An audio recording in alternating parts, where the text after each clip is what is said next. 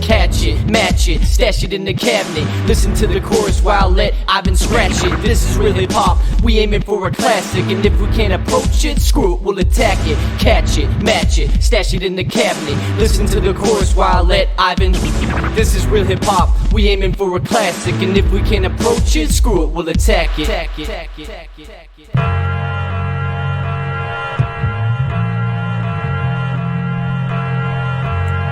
What you know about classic music? Welcome everyone to the Retro Wrestling Review Series, and today we're doing WWF Royal Rumble 2000, the retro that James thought we were doing on, what was it? It was Tuesday because it was the same day. So we're actually doing it now. I don't think I need to introduce you after that because that's it. That's gonna be your intro. That's your intro right there. I'm running out of cool catchphrases to say. It's the two guys that have been doing the most retros together as it is. So there you go. So I started to do the research, by the way, since this is being posted after Royal Rumble 2008. We should check to see how many retros we did in 2019 and try to beat that retro this year. Because I think we're already doing pretty well. I mean, I know we're behind on these Rumble retros anyways, but I want to beat that score. And I think we can easily beat that. Yeah, I think it's easy. I think it's been easy pretty much so far. Yeah, so. But yeah, today we're doing Royal Rumble 2000. There's a lot of reasons I think we picked this show. And this is kind of a mutual pick, but more so your pick.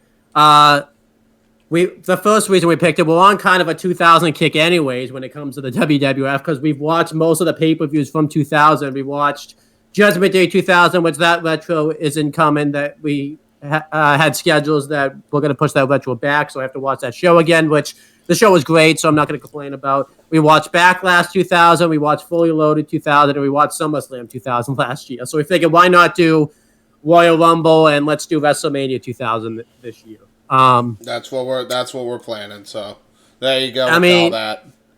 What's the other reason that you picked this show though? Because obviously you really wanted to do this show.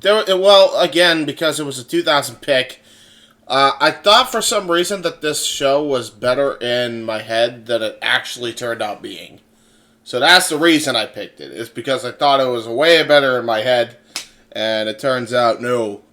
In fact, the only two good matches were the opener and the street fight for the title. Well, the tables match. Don't forget because the tables match was on this show. Was that not the opener? Taz's debut was the opener. Oh, okay. That's why it's forgettable because you know what the fuck comes next. But anyhow, we'll talk about that. We'll talk about that in a second. But yeah, I thought this was gonna be one of those retros where we actually disagreed, but I think this is going to happen sometimes when these retros happen. As you remember from, because you produced this retro, that Raw from 2017 Chris Dodd pick was just for the Shield reunion. And the whole Raw fucking sucks. That's a shitty fucking Raw. Yeah, it's one of the worst episodes. And honestly, not only was that Raw awful, the Shield reunion thereof, where the whole show was promoted around, was fucking awful. One of the worst episodes of Monday Night Raw in the history of the entire broadcast. And that covers a lot of fucking ground, dude. Like, that's actually on topic, considering the fact Raw's celebrating the 30th anniversary and you see shows like that, you'll question how they got to 30 years. Which, by the way, funny you mentioned, Jeff Meacham Network, myself, JJ, and I will be, or myself, JJ, and Noah will be doing calls. So there you go, check it out. But anyhow, so yeah, I think that's just going to happen sometimes where we think of moments and stuff that happen on pay-per-views and we think that I picked Survivor Series 2013 and because I was there live and boy did that not translate to boy. That's a recent one too. Yeah. What an absolute shit sandwich that was.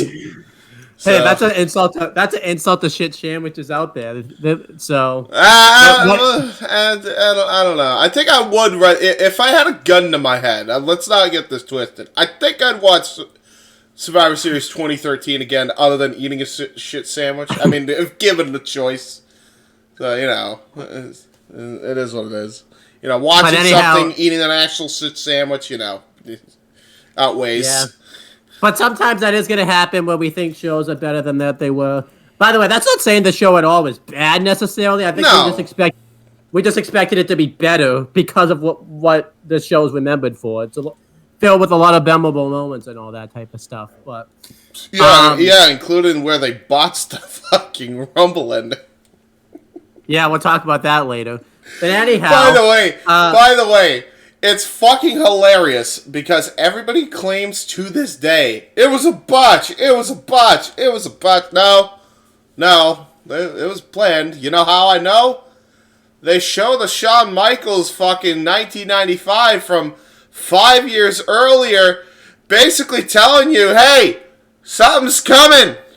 Hey, we're not gonna tell you, but something's on its way. So yeah. They pretty much give away that something's going to happen that hasn't been happened before, and evidently here we are. So did you do your homework and do your research? Because I know sometimes you do that when it comes to the show was in Madison Square Garden. I don't know the attendance figures, and no, I didn't do research numbers. Although I'm sure, because everything around this period was white hot, including the start of the year. We're talking record-breaking fucking numbers for the Rumble. At least at the time. I'm on the Wikipedia page. By the way, did you? I don't know if you've been on Wikipedia recently. They've actually updated the website. Like the stuff on the sides, like really small now and all that type of stuff. But that's besides the point. Hold on, let me. Now you got me curious. Hold on. Yeah. WWF Royal Rumble 2000. Maybe it's just on my laptop, though. But yeah, so the date of this show, it took place on January 23rd, 2000. As James said, it's at MSG, like the 2008 Royal Rumble was. The attendance was 19,231. We should actually see if it was... I don't know if you were listening. Do you remember if that's higher than the 2008 Rumble?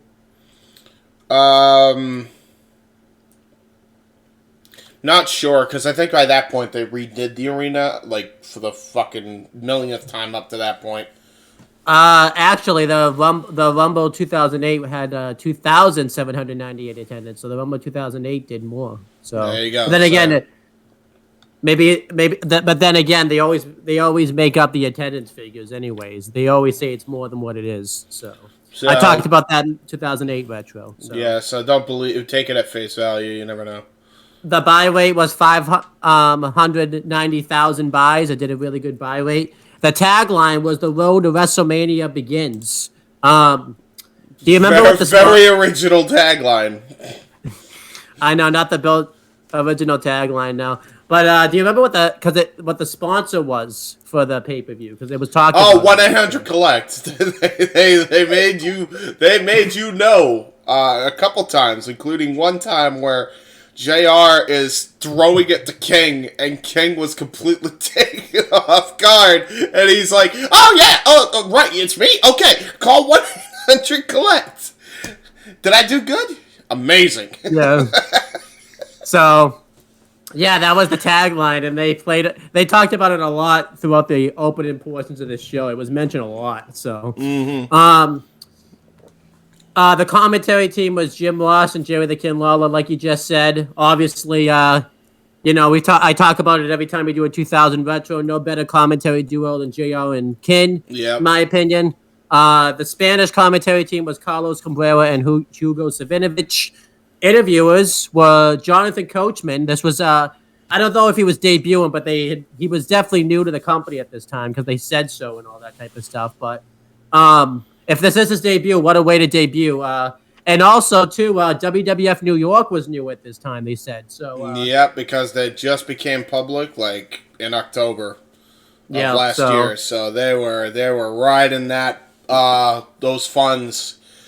Sometimes to the detriment of later business, as we saw with the invasion. Michael Cole was also an interviewer. I always talk about this, but it's so weird to see Michael Cole as like an interviewer, and he looks so young back then. So. Bro, fucking dyed-haired Michael Cole is cursed. Yeah. When announcers at the show was Howard Finkel, but for some reason at WWF New York was Linda McMahon. I don't know if they just did something at WWF New York, but that's what it says on Wikipedia. She would because remember they aired this at WWF New York, so they probably did something. Why do you need a ring announcer at WWF? What? I don't know. Why do you need a ring announcer? The ring is there's no ring in the fucking restaurant. There's a ring in the arena next door. Therefore, she doesn't need to announce shit. What are we talking about? Why is she announcing? Yeah. Why is she announcing anything? What was she doing? Commentary?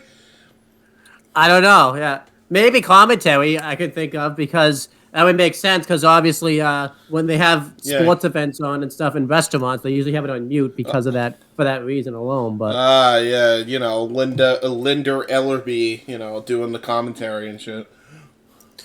The referees were Jack Doan, Earl Hebner, Jimmy Corderas, Theodore Long, Chad Patton, Mike Sparks, and Tim White. If you want to know what everybody that I just said, commentary-wise and stuff, all go watch past retros from 2000 because I'm pretty sure I mentioned them at least at some time or another. For Coachman, you can watch SummerSlam 03 because I definitely remember I talked about them there. So, and nothing's been updated recently about any of these people that I know of. Well, Coachman, I believe, last we heard, actually called the recent YouTube boxing event. Okay. So he's doing that. I think that was the one where KSI knocked out FaZe Tempest. So that's what he's been doing lately. And bottom line is, Coach is making bank because he's probably one of the better, more underrated sports analysts in the history of in sports, which is his fucking forte. That said, man, I miss him being an interviewer because he had a lot of iconic interviewing moments. I think that gets lost. That gets lost on people. Continue. I talked about it with Casey last time. Believe it or not, when he's actually allowed to be himself and not have to be a heel and doesn't have Vince in his ear, he's actually pretty decent behind the booth. Because if you watch Rumble 08, he's actually pretty decent on commentary on it. It was pretty decent on commentary in 08, I remember that. And they still didn't like him, and they fucking tried to get rid of him. I think they did. I think they replaced him eventually with what? Foley, right? Or they did, yeah. Or no, he left, and then they fucking had to replace the entire commentary team anyway, right? They replaced, in 08, they replaced Coachman with Foley, and then they switched JR and Cole. Cole went to Raw, where he permanently went until SmackDown went to Fox, pretty much. And then JR went to SmackDown, which obviously he didn't see coming. And if you actually watch that WWE.com interview he does afterwards, he's like visibly shaken about it. Like he really did not like going to SmackDown. He hated it. He actually talked about it. I've been starting up. I started watching him recently. And the second, I believe it's the second or third episode of AEW Unrestricted Podcast, where he talked about how he did not like going on commentary on SmackDown. But that's completely off topic. Yeah. So there you go.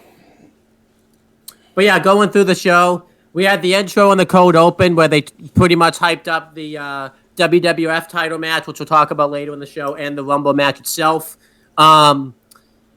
Other things, I guess, that went down, I guess, on Sunday Night Heat. We can't watch Sunday Night Heat because they don't have it on Peacock at the moment, at least the 2000 versions. But the mainstream posse and Kai and Ty were promised spots in the Rumble match, but then they found out on Sunday Night Heat that they weren't going to be in the Rumble match. So I mentioned that because it ties it. it ties into the show. And it's one of the reasons I actually don't like the Rumble match, which we'll talk about. Not for the reasons you would probably think too. No, but we will get to it because I know where you're going with it. The set, by the way, because I think we should talk about it because there was no LAD sets, obviously, because it's not HD. Because I don't think HD was a thing at the time. The set was just a regular set. They had like a taxi driver, since it's in New York, above the balcony where the wrestlers came out and stuff like that. Wait, they actually had a fucking taxi driver in the taxi? Well, not the driver, but like a taxi car. I was about to say, I was like, dude, what the fuck? I'm sorry. What? Like, and then they had. I just see somebody just. I could just see them doing something like that now, where they just have like some Arab in the fucking taxi and be like, I don't know how I got there. I'm watching a wrestling show all of a sudden. Next thing I was going down the Times Square. The next thing I'm here. I kind of wish they did like a bit where like someone tried to interview someone in the taxi and he said, "Oh, I was just tired, so I decided to pull over." That would be hilarious. That would have been good. Yeah. But anyhow, and they also had like they had like these doors that like opened and shut anytime somebody made their entrance. So that was which did not work halfway through. By the way, yeah, I think they just left the door open as the events went on. So there you go.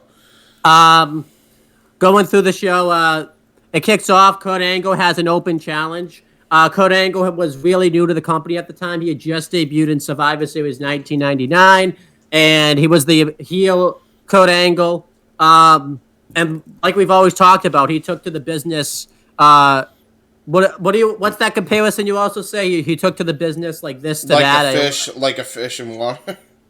Okay, I always hear you say it, and I forgot it this time. But if you had told me at this time that he had only been wrestling in the ring for like 2 months, I know he did like some developmental stuff and all that type of stuff.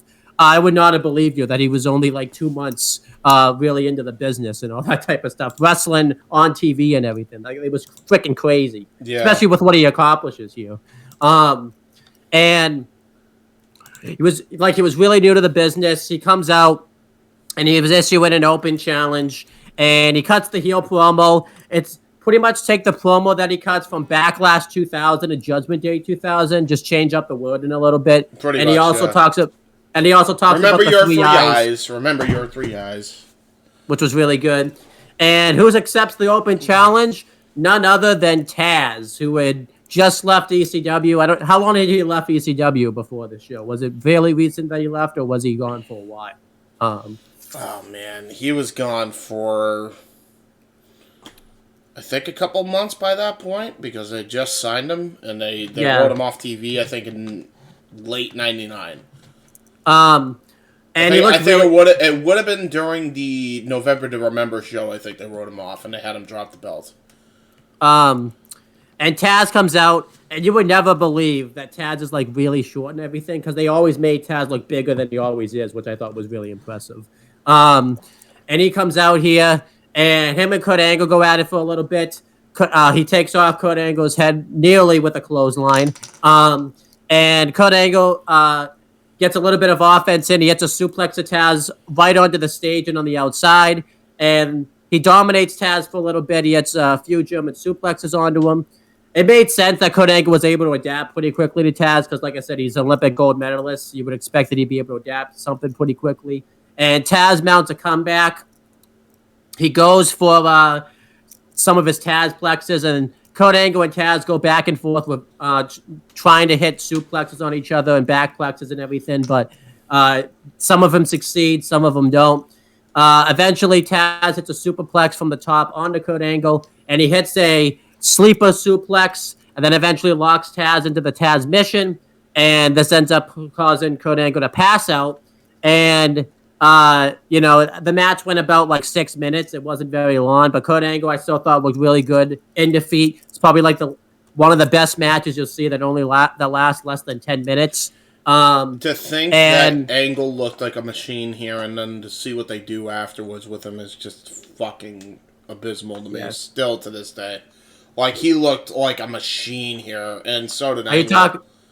I think you meant Taz because you said Angle by accident. No, so- no, Angle looked really good too, but like I'm Yeah. talking like Taz looked like a fucking machine.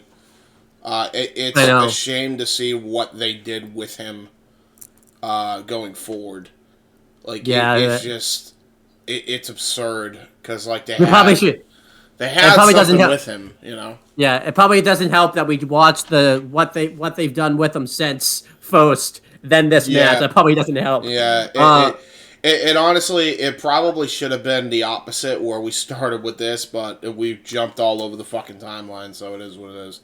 Yeah, But, like I think it's bad, like because he looks great here. He looks like he belongs. He looks like he's a part of the Attitude Era. Literally, it doesn't even take a month before they just drop the fucking ball completely with him. And funny thing is, even though Kurt Angle was new to the business, Angle was the perfect first opponent for Taz. Mhm. That's how good Angle was at this. Bro, this time. it honestly should have been a fucking tag team afterwards. If you're not going to do anything with Angle, you had a lot of different options. I'm sorry, if you weren't going to do anything with Taz, I always maintain they had options for Taz. They could have put him in the light heavyweight division. They could have put him in the European title division. They could have put him in the tag team division and have him team with Angle. Have the serious, goofy dynamic that Kurt Angle was portraying at the time. But when they're in the fucking ring and they don't get on, they still kick ass and they're a well-functioning team. Essentially, it's the Broserweights. What would have back What then? would have been, yeah, what would have been the Broserweights back then, yeah. Yeah.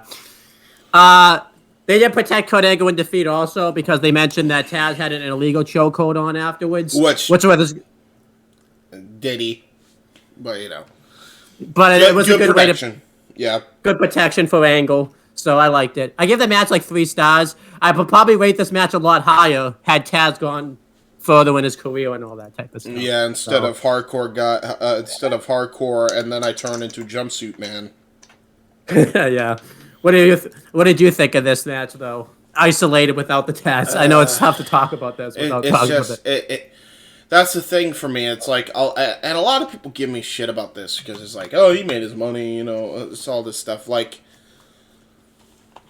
I will never look at wasted potential any other way than it was fucking wasted. Like, it was. Taz was. You had so many things you could have done with him. I hate the excuse that, oh, the roster was so loaded anyway, so you couldn't find a spot for him, really. Like, I'm not asking him to be in the main event, you retard. Like, I'm not asking that. Just use the guy. Like, use him properly. It's not hard. Like, hell, dude. Like, I'm sorry. Like, that's such a lame excuse. You know? Like, there's ways you could use people that isn't, you know, fucking demeaning or detrimental to their roots that they came up from the other company or competition. It really just comes down to the fact that Taz really just kept him away to fuck over ECW. Like, it really does show that. Like, this whole idea that, oh, Vince McMahon, you know, really wanted to help ECW. Go and watch Taz and tell me how the fuck that helped ECW.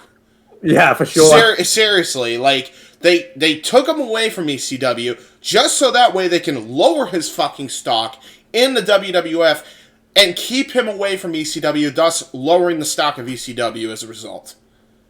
And you're telling me that helps fucking ECW? How?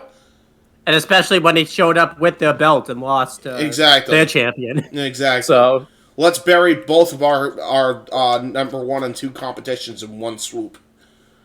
You know, like, it's just, it just, this is one of the reasons why I look at, this is Exhibit A for me, why I never want to work in the wrestling industry, because of the political bullshit.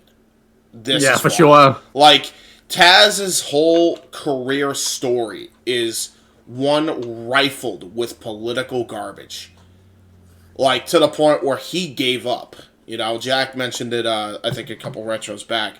You know, he just gave up and it's like, I'm just gonna take the money because that's all. That's all I can really fucking do at this point, which is a fucking crying shame. He wasted 3 years of the rest of his in-ring career settling for less when the dude should have been utilized so much more. And I think that's always going to be a crying shame. And, you know, bigger picture, I always think of the bigger picture. And I think a lot of wrestling promoters can't see the bigger picture. Every other industry that I've ever seen in entertainment always tries to see the bigger picture. And that's why fucking the rest of the world laughs at wrestling. And I know that sounds like, oh, you know, you're very negative, Nancy, whatever. But, like, kiss my ass. It's the fucking truth. Get over it.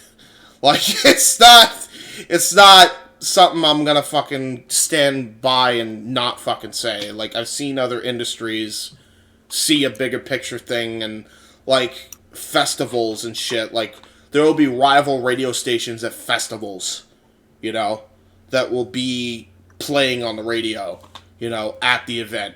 And you do not see that type of camaraderie in wrestling. And, like, Tony Khan, in, the first time in years has tried to bring that back? Yeah. You know what I mean? And listen, Tony has his own fucking problems, but at least he's making a fucking effort to try to unite the wrestling industry. You know? It's just more than I could say for a lot of other promoters. You know? You gotta think about it like that, man. Like, that's my... Like, I'm not expecting people to be like, take it as seriously as I am with how they fucking utilize Taz, but that's like me. Think about how they utilized ECW when they fucking brought Taz in. Think about how they utilized Taz. Think of the bigger picture. That's my mindset every time I fucking watch Taz anything in 2000, because it's just such wasted potential, and I hate it with every fiber of my being, and that will never change. And it should, and like again, I think it also doesn't help that we watched Taz's career post this match first and then this match. So yeah, true. I get. So I gave the match 3 stars. What would you give it? I gave it 3. It was a good opener. It definitely did its job. It's just a shame it didn't go anywhere after this. Yeah, they did the job, and then they then they made him job. Then they made him job. That sucks. So we have to make that joke. Well, it's either you laugh or you cry or you get angry. Obviously, the other two, a lot of people don't like. So yeah.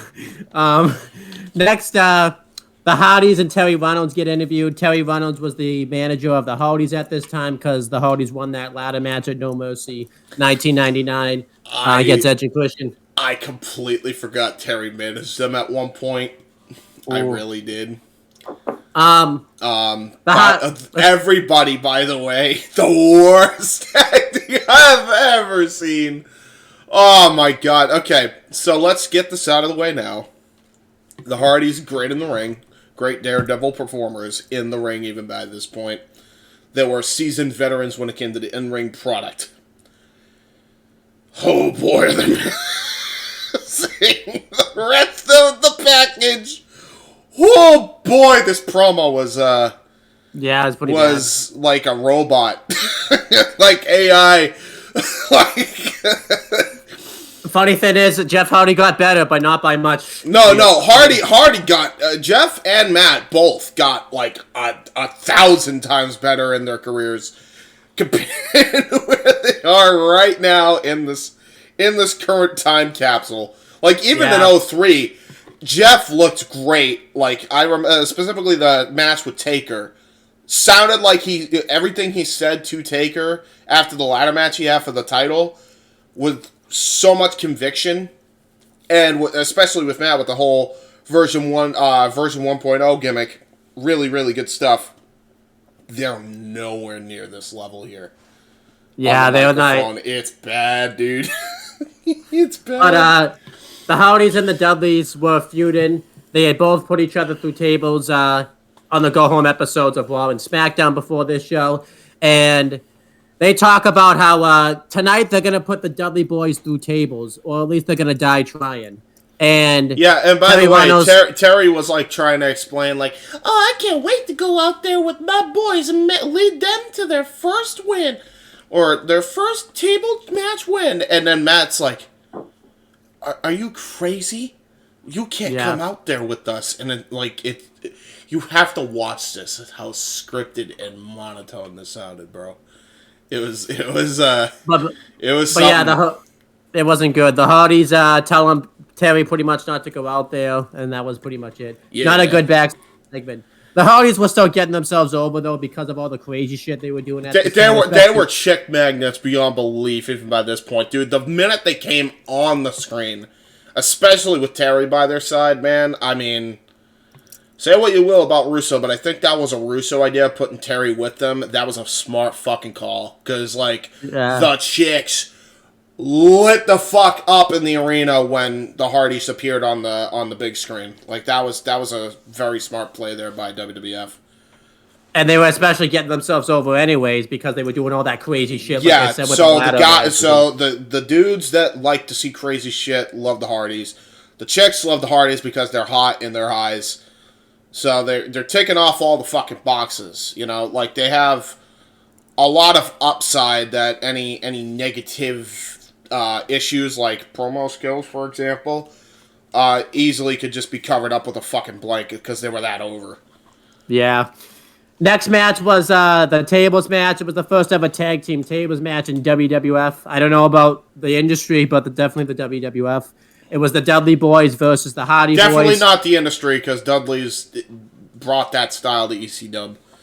So there you go. The Dudleys cut a really good heel promo on the crowd, just dragging on their sports and everything like that. Like, yeah, Bubba fucking really Bubba's slowly getting over his stuttering gimmick. I guess every time, like, they started with it, he just fucking would slowly, progressively get better. I guess that was like that in ECW, and it was like the same here in WWF. Yeah, really good. But yeah, good heel promo. Devon, again, supremely underrated on the mic. I think he's underrated because he's been his career. Bubba's so good, and everyone thinks that he only is good with Bubba. Which is hilarious to me because it's Bubba is good. Very good, in fact. I think he's even great, especially in his Bully Ray days. I don't know if he could beat Devon. When it comes to Mike, I really don't think Devon can fucking lose against Bubba. I think Devon gets him in that department a lot. I think people really underestimate how good Devon was on the mic. Well, especially, too, because every time he's broken out on singles on his own, he never goes anywhere. Right. The company never doesn't utilize him really all that well. well. TNA. Fucking yeah. WWE. Fucking Reverend Devon. Oh, my God. Weirdly enough, I think Devon's best promo days when he's by himself is with the Aces and Eights. He was cutting pretty good promos. That was really good stuff. I wish that was utilized better, because, like, fucking Bully eventually becomes the leader. So Team 3D reunites in this biker group. Like, it's like a footnote. Like, I'm sorry, what? Yeah. I don't know. It was weird. I remember when you didn't even do a booking, but when you made that TNA video on that while back, I remember you were just throwing ideas at the wall. You had, like, Motor City Machine Guns and, like, Brian Yeah, Cage because Aces and Eights, a biker gang. Wouldn't you have the Motor City Machine Guns in a biker group?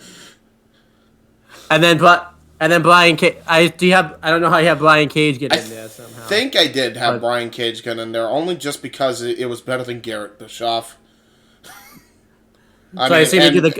And Wes Pisco, but anything was better than him.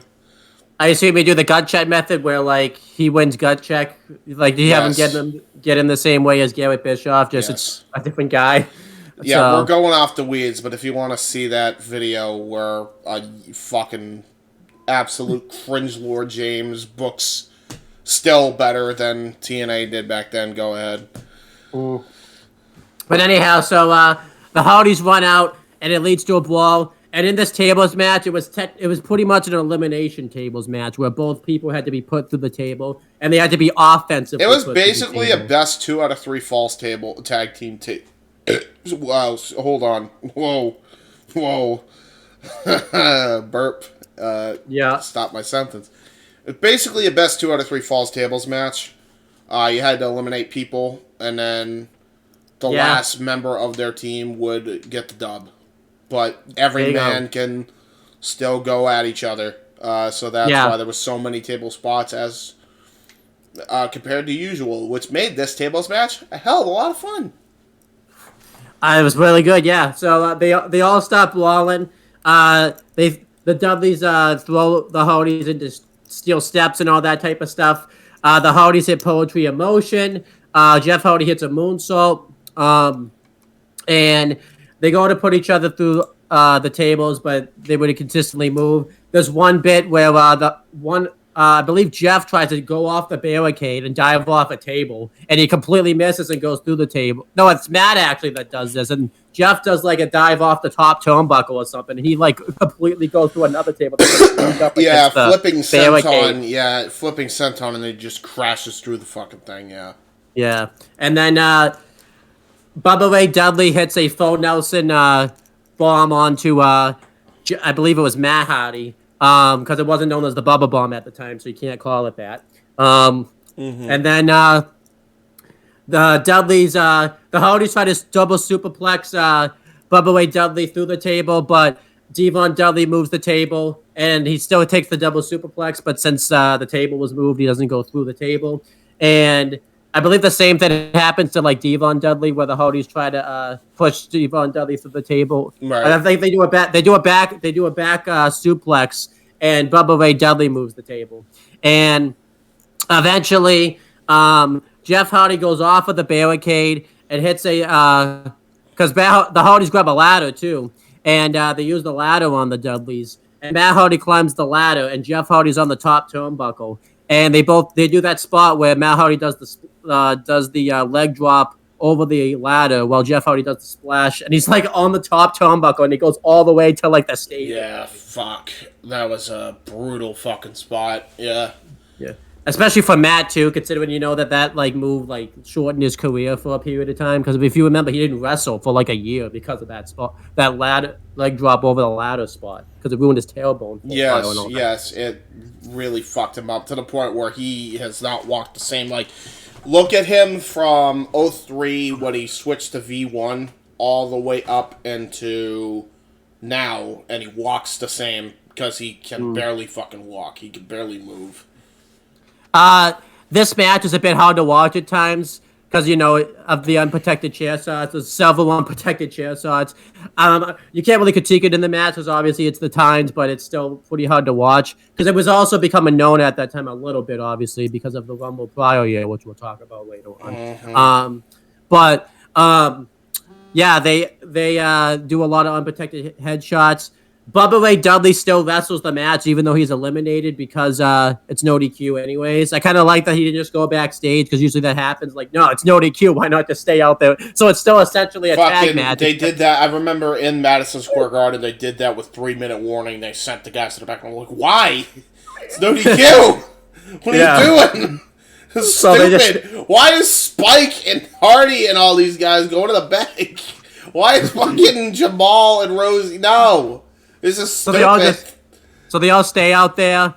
There's a bit where they set up the steel steps and they set up a table onto the steps, which was pretty cool. But they unfortunately don't really do anything with it because they never really got to go that far with it. But Jeff Hardy completely misses again and crashes through another table. But because he didn't get put through the table, he's still in the match, and it allows the Dudleys to dominate Matt 2-on-1, and Bubba Ray Dudley hits the power bomb off of the top turnbuckle through the table onto Jeff Hardy. Would this technically count as an elimination, though? Because Devon technically didn't put him through the table. It was Bubba that put him through the table, and he'd already been eliminated and all that type of stuff. So I feel like that shouldn't count. I kind of call bullshit on that one. That's just me being a mock anyway. I don't know. That's why I said it was best 2 out of 3 falls on it. Like, yeah. I don't know. It was a weird thing. Point definitely- being, it was an elimination, and Devon got Bubba got eliminated somehow. I think the only eliminated man. The only thing that's trash about this match, not that the commentary was bad, but Jerry the King Lawler did not know the fucking rules of the match. So like, well, Jay I Ross mean, to be fucking fair, I mean, you questioned it yourself. So is it wrong of him? That's true, yeah. I feel like this was clearly WWF's first time doing this, so I don't know if they really knew the rules of the match, but whatever. No, they clearly didn't.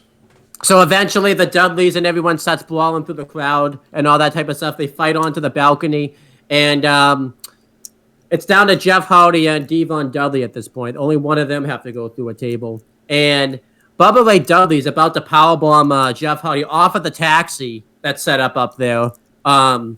And then eventually, Matt Hardy hits him in the back with a chair, and he hits him off the head, and he falls through the table, through a bunch of tables on the outside that was set up.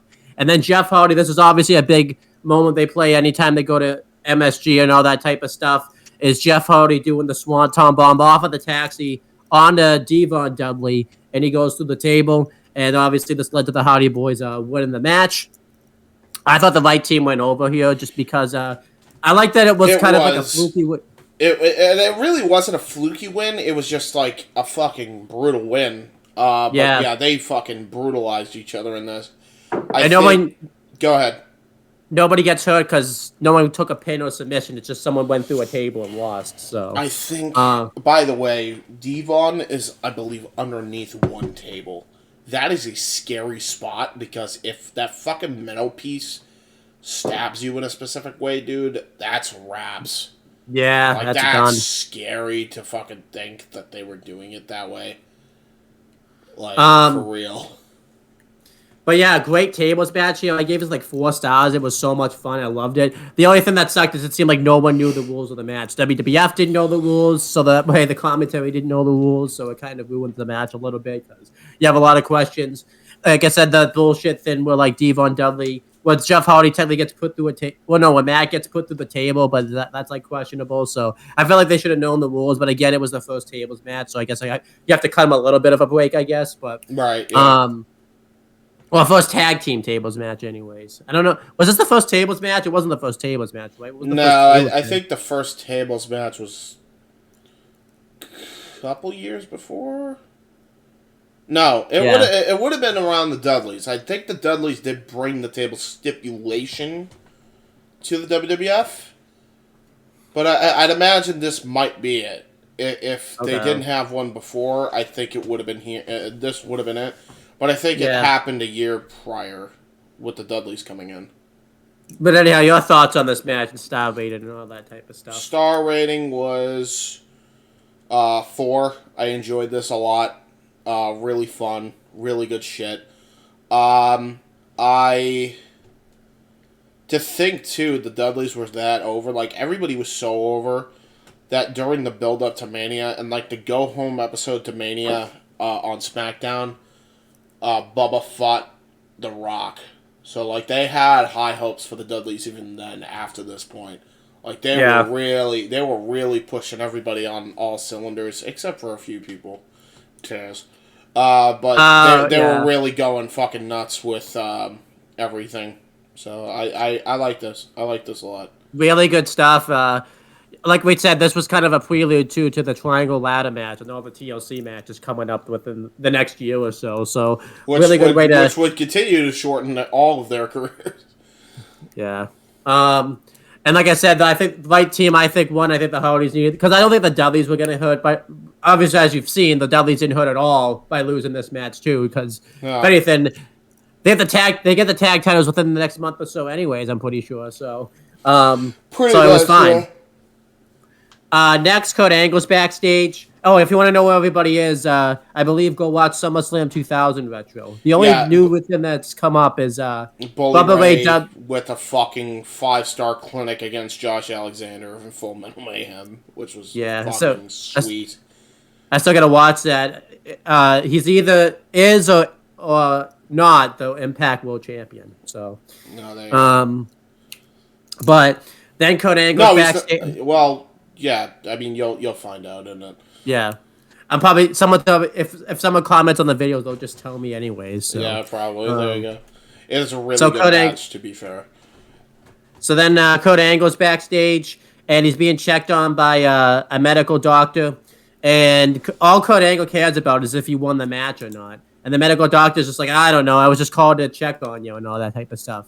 And he gets told that he's been put in a choke, and Kurt Angle says, wait, if I was put in a choke, that's an illegal choke. That means I'm still undefeated and all that type. I thought Angle was awesome here. He was really Angle good. was a really good actor, like, even back then, dude. Like, Angle was so fucking underrated throughout his entire time. Like, everybody rates him, but, like, I don't think they rate him highly enough. Because here he's got it, man. He's got it. He's got the acting chops, the promo ability, the wrestling ability, the entertainment value. Like, he's, again, we be kissing. It's the kiss Kurt Angle's ass podcast every time we do one of these because like he's so good. Just don't forget too. He's only 2 months on the main on WWF roster. Yeah. That's how good. This is 2 months after his debut. Dude, like, this is a sport that he was told it was fake, and then he should never want to do this too. Like keep that in mind. This wasn't even his first passion. Yeah, picked it up like it was nothing. I know, yeah. I wonder whatever he was watching too really had to have prepared him for this too. Like, yeah, I would imagine he watched a lot of tapes before his debut. Yeah. All right, so I think the next thing, we're either gonna get a lot of people that love us for saying what we're about to say, or a lot of people that hate us, because the next thing we're talking about is the Miss Royal Rumble 2000 contest. So.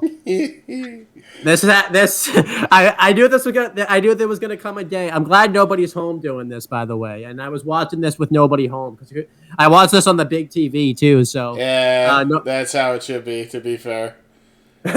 So obviously, it's segments like this you're kind of glad that do exist because when people try to say that WWE doesn't utilize the women division correctly, you can point to stuff like this and say, no, now they do. How the times have changed. Listen, they're not perfect, but they're leaps and bounds better, at least from an athletic standpoint, than they were back then. That's for damn sure. So that must be commended. So this was the Miss Royal Rumble 2000 swimsuit contest. I don't know why you're doing a swimsuit contest, by the way, in frickin' January in New York, of all places. I will say though, as much as I don't like the fact that they didn't utilize the women for both their, like, I'm one of those people that don't mind either or. Like, yes, sex appeal, amen. Yes, wrestling ability, amen. I think I've made that very fucking abundantly clear that that's my stance, right? Like, there are different strokes for different folks. Ironic I'm saying that, but not like that. You dirty-minded pervs. I'm one of them. But no, for real, like, I think that there's different fish in the sea for what you like when it comes to women in pro wrestling. Whether it's a valet you like, whether it's a model you like, whether it's an actual wrestler. So, I enjoyed everything about this up until the final seconds. There you go. Which we'll get but I enjoyed just about all of this. I will talk about this. I will say, because we've been doing the past retros. We've done, how many retros have we done for 2000? I think 5. Yeah, something like that, 5, yeah. They had Stephanie McMahon as the women's champion after this. Doesn't have a title defense, and there's no women's segment at all at any of the other 2000 retros that we've done. Yeah. At least this was something. So there you go.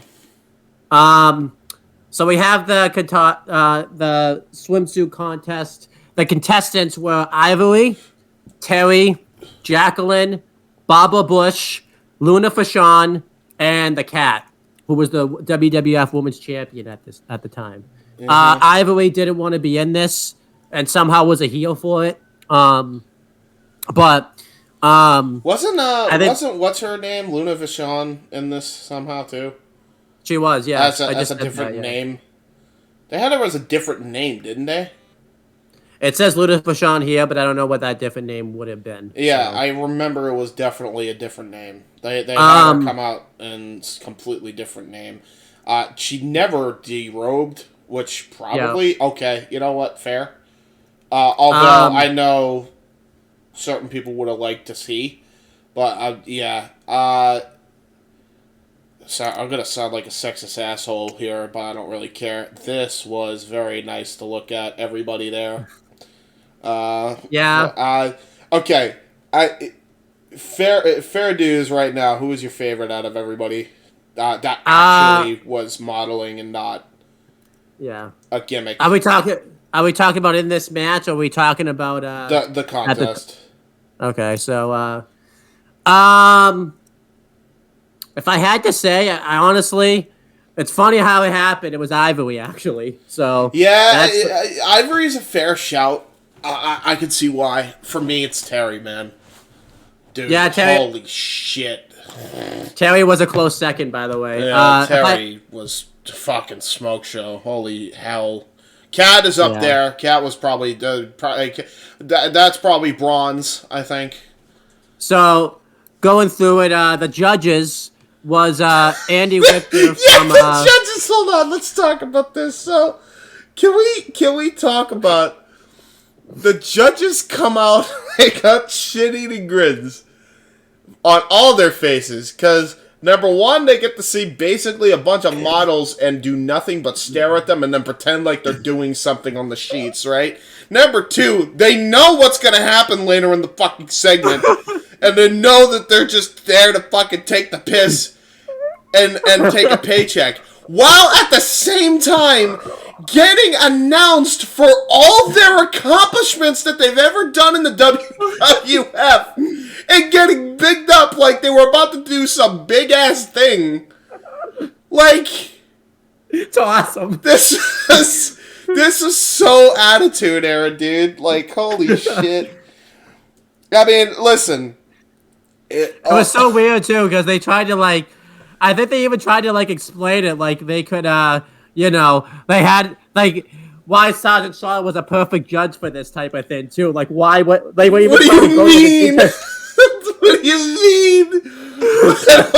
How is he a perfect judge? Because he's an old pervert? Is that what you're getting at?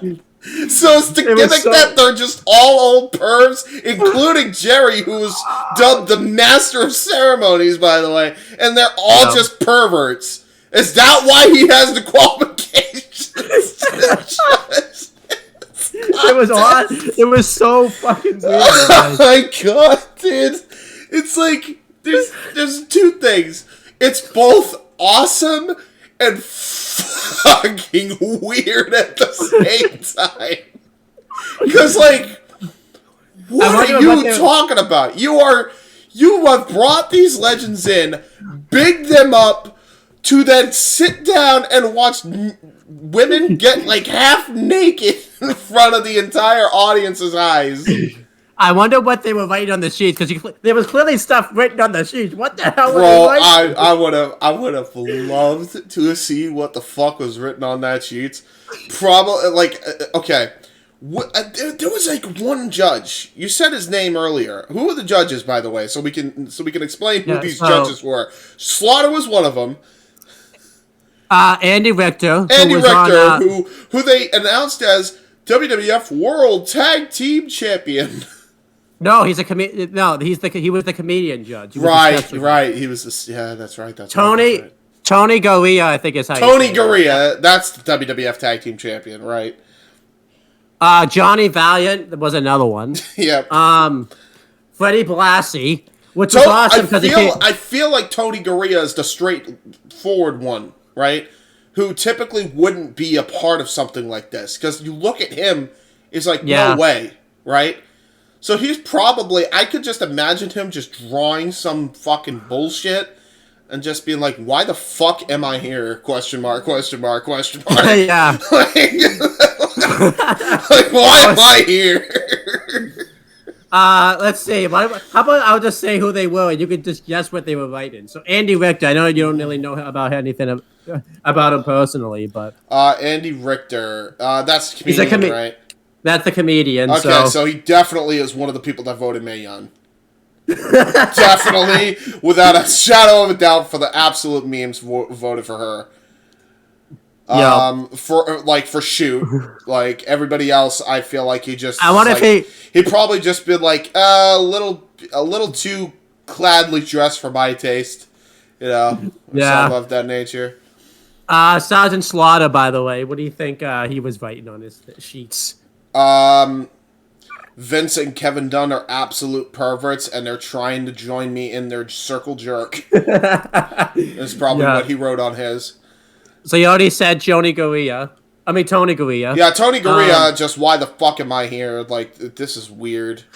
Johnny Valiant. Johnny Valiant, I feel like, was absolutely taking it uber serious. Like, he was like, yes, okay. You should have showed a little bit more pizzazz, What the fuck are you doing, Luna? Like, come on, get into the spirit. No, you're not gonna fuck you, bitch. You're getting a 0. Like, he was taking it uber serious, But everybody else was taking a piss, I think. So, Slaughter, I'm sure, enjoyed it, but he wasn't actually fucking taking the goddamn scores. Come on. Come the fuck on. What about classy Freddie Blassie? What do you think he was? Freddie had Viagra before he came out. Got it from fucking Big Viscera. It was like I'm a pop one just for the fucking law. Wait a minute. How could he get it from Viscera though if this was before that gimmick? Teddy Long never specified when he got it. We know he had it and took it. Oh, okay. So we knew it happened. We knew it was a thing. So and it's fucking odd, by the way. But yeah, he probably was fucking there, like, enjoying it way too much. Probably more than Jerry, if I'm being perfectly honest. Let's be real. Freddie Blassie had a goddamn slave hold his TV for a WrestleMania hype package, okay? So let's not fucking pretend like he wasn't enjoying this and being weird about it, okay? Like, they I don't know what they were doing with Freddie during this time, man. They made him look like such a racist, bigoted fucking asshole. Yeah. Like, I don't understand. Like, and maybe he was. I don't know. But it's fucked up, bro. Like, it was fucked with Freddie. And then, I feel like this one we really can't do it as a joke because of the recent history that we've known about it and stuff. The Fabulous Moolah was a freaking judge. I feel like we can't really make any joke. Yeah, no. Let's be honest, she was probably. Fuck it. I'll say the fucked up joke. She's probably looking at this, judging it, and being like, I wonder who I could pimp out next. Yeah. Somebody had to say it, sorry. So, don't believe me? Look up the information if you don't believe me. That's why the Battle Royal being named after it got pulled. So, there you go. But yeah, so we had the contest. I mean, really can't go into the contest bit by bit. Bit by bit, the bits. Yeah.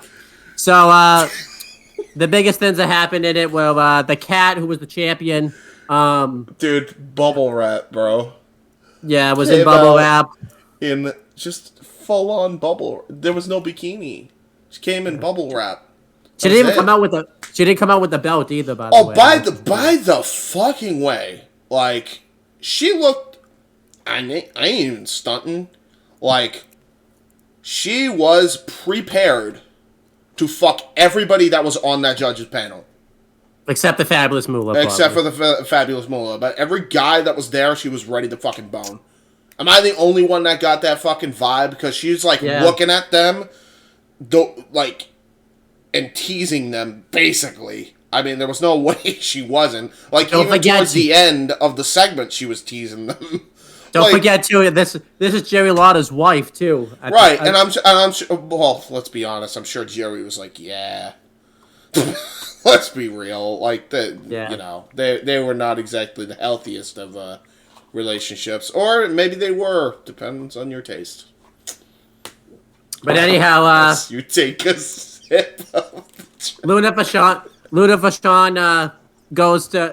doesn't ever take off her robe or anything, but it was see-through. So, and that's really the only thing significance. That obviously Ivory, when she posed obviously wasn't into it. So And then everybody was actually really into her. Some were more into her than Terry. funny thing, and in a weird way, this was a bit of long-term booking because this was the same year that Light Dissension becomes a thing, and Ivory joined that group. Which is fucking. Which, by the way, if you have ever seen her table for 3 with, I think it was Medusa and Molly, bro, you want to talk about the good, the bad, and the ugly. I mean, you got fucking Medusa, who's somewhere in between. Molly Holly's a fucking saint. My God, fucking dude, Ivory has a sailor mouth. Talks about fucking flirting with the fans in the goddamn front. Like, it's the complete opposite from what she portrayed on television. Yeah, for sure. Like, I mean, hey, listen, she's a hell of a woman. All of them are, by the way. Like, shouts out to them because they were actually like really good in the ring, all of them. But like, yeah, there you go. They just never got to show it really. Yeah. And then this is when the segment gets really bad. This is when it just turns into a Vince McMahon piss take. I'll just take it from here, buddy. So the contest is about to be wrapping up, and it's going to go to the judges, and it's going to go to the judges, right? And then all of a sudden, you hear pianos over the PA system, and then Moolah comes down, or I'm sorry, Mae Young comes down.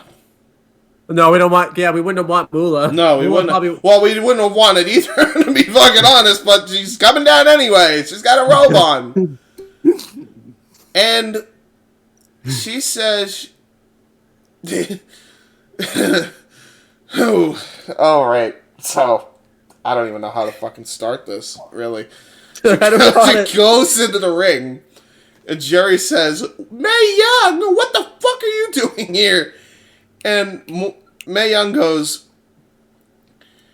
"That's not over. I'm putting myself into this too. I want to show my puppies."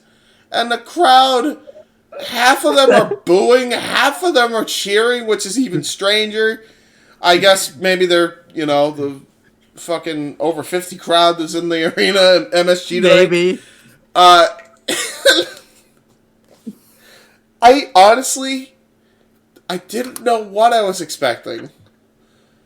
I've seen but this segment before, too. I did not expect that she was legitimately going to reveal everything and get butt-ass naked in the arena. She did? She just took it all off and showed everything to the fucking hard cam. To which, by the way, they had to censor on pay-per-view. Dude, WWF is a publicly traded company by this point. She's completely naked. Full-on granny titties. Right in front of the hard cam. Henry comes in to then try and cover her up. Dude, you're about like 5 seconds out of the fucking ballpark here. You didn't catch the ball in time. You dropped the ball, and then the ball started rolling on center field. What are you doing? I couldn't believe it. They delivered as advertised, and it's something that nobody wanted to see. Or, I'm sorry, I shouldn't say nobody wanted to see, because there were actually cheers. But, like, a majority of people didn't want to see. The best part about this, though, was Jerry the Ken Lawless' reaction when Mae Oh Young my takes God, Jerry about just... I think Jerry almost died. Like, legitimately, like he even says on commentary later on in the show, that was the most dramatic thing I've ever seen in my life. He even says that this is They even reference it later on in the night where they talk about the WWF title match or something. And JR was like, we just saw the best WWE title match ever. I'll never forget this. And Ken says, I'm never going to forget Mae Young on this. I think Ken honestly has nightmares about it to this very fucking day. I bet so. And you know what? Yeah. You know what? Fair, dude. Fair dues. I agree. There's even a bit about this, by the way, too, where Mae Young's even saying, I'm going to show my puppies. And JR's like, Ken's trying to tell the fans to boo, saying, no, say you don't want to see that, please. But the crowd eventually starts cheering because they can't believe what's happening, so they're just like cheering it on, right? Because it's completely out of nowhere. The models, by the way, just are supposed to look disgusted.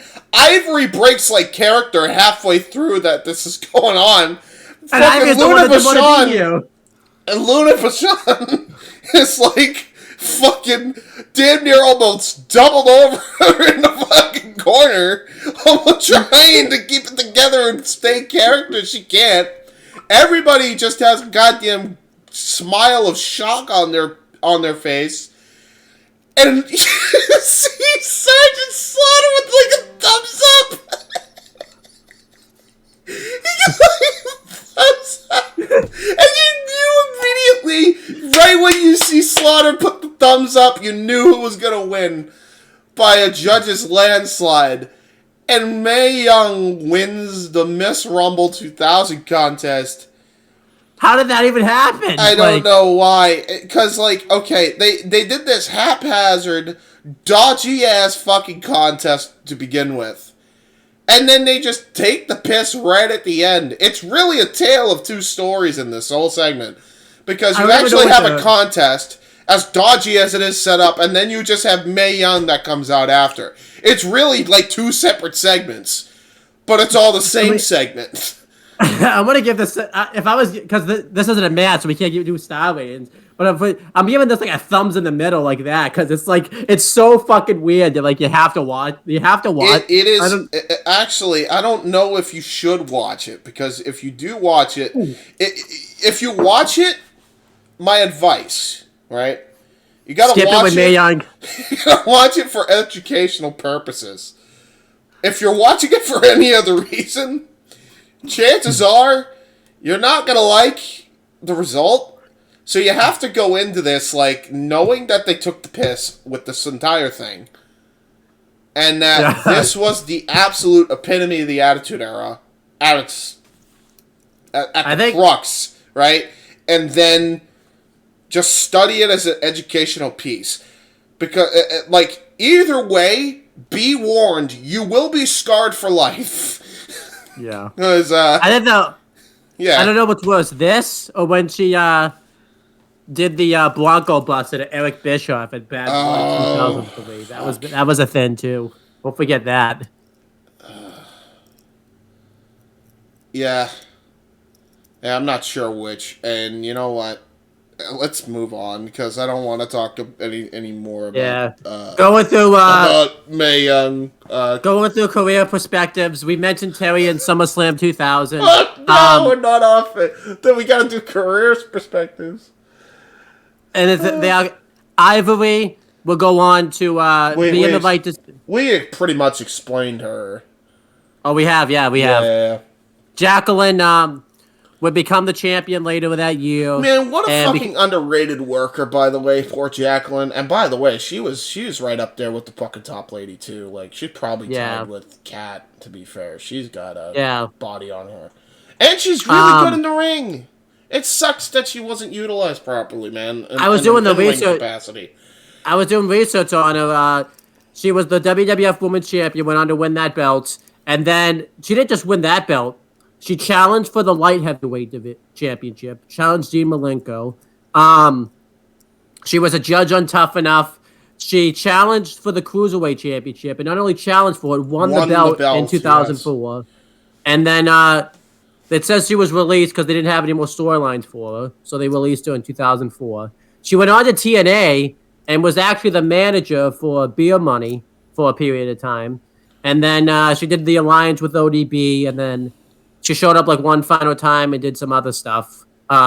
Just in sporadic appearances. I feel like and then eventually she should have had a lot more given to her. I feel like that's just me though. Like if women's wrestling could focus on the actual in-ring aspect, I would have loved to see her and Jazz team up. Yeah, it'd be that good. would have been cool. Especially with the tag division nowadays and stuff. Too, yeah, so. true. Well, I mean, and both of them in their prime, to be fair.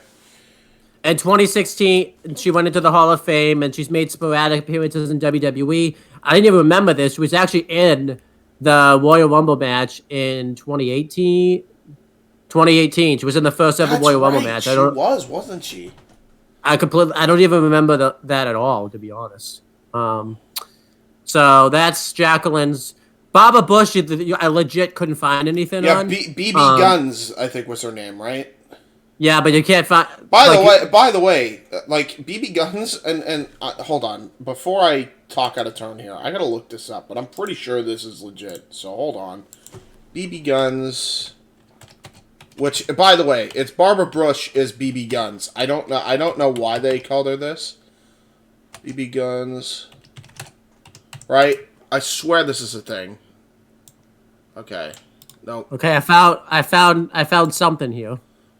Right. Is it what I think it is? Because it has to be, right? Like. Okay. I'm not. Yeah. She's fucking. Even then, I believe was doing porn. There you go. So I don't know. I think she's retired now, but like, yeah, that was a thing. She was. They were again symbolism of the Attitude Era. They were just hiring fucking models that were basically could have been porn stars for all we know. Although that will be allegedly until I can get a better clarification. Yeah. But she was actually out of the company a month after this. The last appearance she made was when Edge and Christian took on the Dudleys, and it says after the match, Baba appeared to be injured, Britain out the AMTs. It was all set up for BB to get put through the table. Probably a Dudley's powerbomb spot? Yeah, this would be her final appearance before she got released after.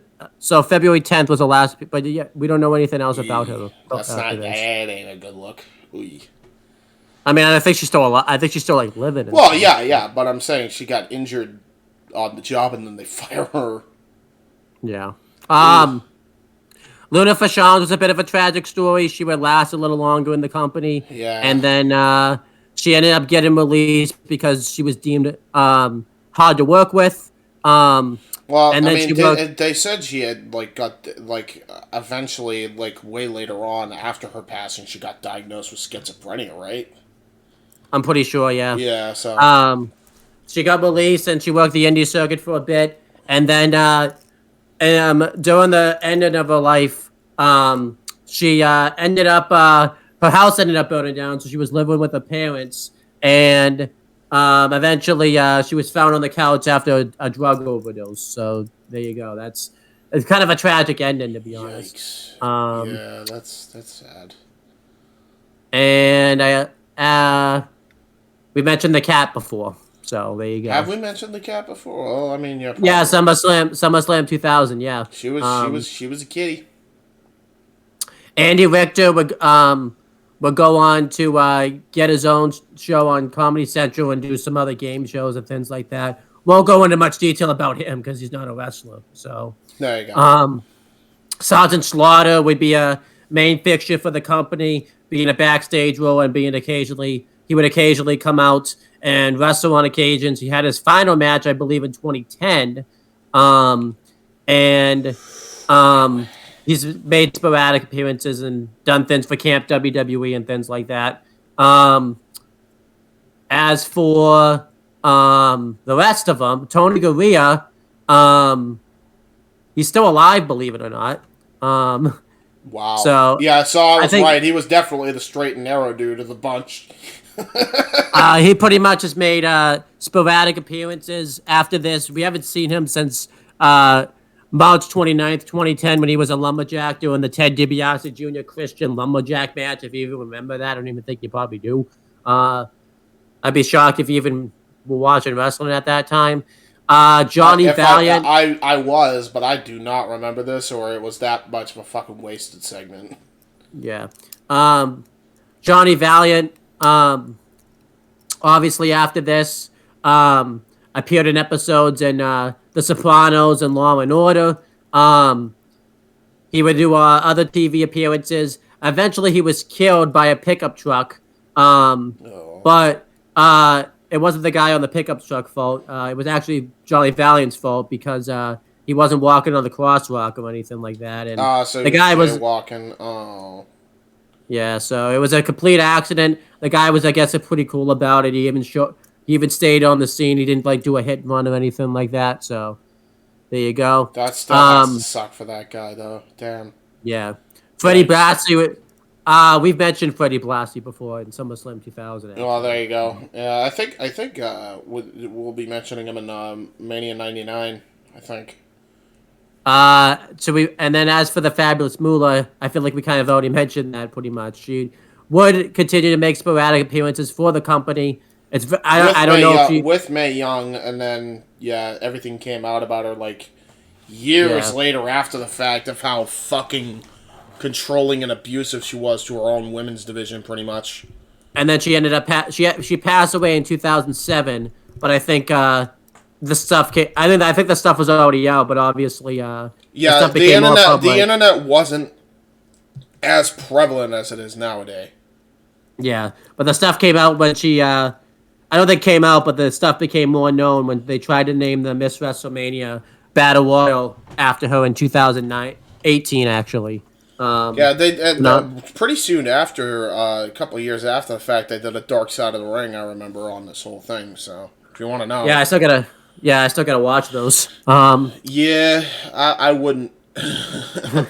I've been holding back on it because it's depressing. My cousin actually wants to watch it. He's never watched wrestling before, and I'm like, I don't know. No. Like if he wants to watch that, tell him he's on his own. Yeah. Like, seriously, it's not don't get me wrong, it is educational, but, like, if you want to like wrestling, don't watch Dark Side of the Ring. Yeah. I don't know why he wants to watch that, like, of all things, but... next, I think that's everybody, pretty much, by the way. Then we had WWF... oh, no, we didn't say Mae Young. We didn't say where Mae Young is nowadays. Well, Mae Young passed away, but... I think... Didn't she pass away recently? She passed away in 2014, but don't forget, because of the Mark Henry thing, there's a lot of things that came out. She gave birth to a hand after this. No. I believe she ended up... I don't know if this had already happened or not, but was this after her and Fabulous Moolah wrestled for the title? Was this before this? So I know that happened. I really don't know, and honestly, like, all respect to Mae Young, because, like, you know. Yeah. But no, it really no. It really sucks, because I'm assuming, I don't know how good she actually was, but her lasting legacy, by the way, is going to be doing all of this stuff, like, later on in her career. Exactly. It's just, oh my god. By the way, I should mention this, because it actually says it on the Wikipedia page. This lost WWE their TV deal, this segment in the UK, actually. It says, let me find it real quick. Oh, man. All right. It says, the judges, unfortunately, Young's actions would end up costing the WWF their deal with Channel 4 in the UK. So, there you go. They lost ITV? I'm pretty sure for oh my fucking god. So, dude, you know WWE did not care and had so much fucking money even by this point that they just let her go out there and do it and didn't even care about the repercussions. Holy shit. And funny thing is that Impact, right before the pandemic, nearly lost their Twitch deal for a similar, for a similar segment, pretty much. No, they did. I think they did lose it for a while. Yeah, didn't they? It was the Van Damme segment, which, by the way, they assumed the worst and banned them. I love how they'll ban Impact for that, by the way, but they won't ban the fucking gratuitous amount of sex workers going on the platform. People who have legit fucked on camera and being seen in a goddamn window, they get banned for like 2 days. Impact gets their fucking account banned for like 3 months. Are you fucking me? No wonder why Impact doesn't do business with them anymore. I wouldn't. I wouldn't either. Dude, for the record, right? By the way, it's total sub-tangent, but since you brought it up, Twitch has this ridiculous double standard for real. Like, it's bad. This is why, like, I don't mind people who do shit on Twitch, but just know what you're fucking getting into, because I don't know how long that platform's gonna last, because Impact was the first to have it really fucking affect them. They bounced. Pretty soon after the Impact situation, and by the way, for those who don't know the situation, they pretended like Van Dam was actually having sex for real, even though he wasn't, with 2 other women. I think Katie Forbes and her girlfriend or whatever the fuck. And the worst thing that gets shown on that segment was Katie Forbes or whoever girlfriend like spraying whipped cream into OVD's mouth. That's like the worst that it gets. Right, it's not even exactly. that bad. So they pretended like this was happening. And then but it never did. It never actually took place. There have been, and they get banned for like 3 months. But they let all these hot tub streamers do whatever the fuck they want.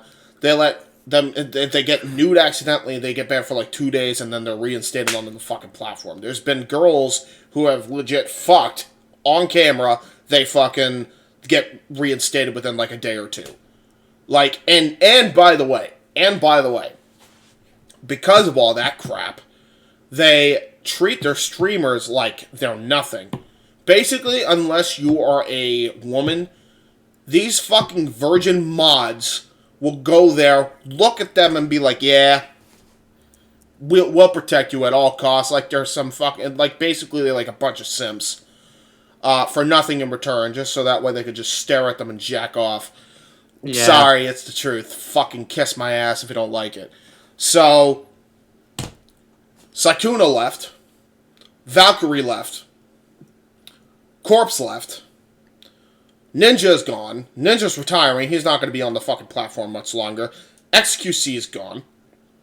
Dr. Disrespect, for who they did dirty the fucking most, gone. Everybody that was on Twitch that made Twitch as big as it fucking was, all fucking leaving the goddamn platform. I think the only 2 people that stay on Twitch and that do anything on Twitch, Miniminor, Moist Critical, and no, fucking Ludwig doesn't either, because he ended up switching to YouTube too because they fucked him over too many times. So, like, literally, that platform's on its way out the fucking door. So there you go. I mean, yeah. There's your little tidbit on where Twitch is going in the next few years. By the way, the 50-50 split, that's the least of everybody's problems. That platform's on its way out the door. Switch to YouTube while you can.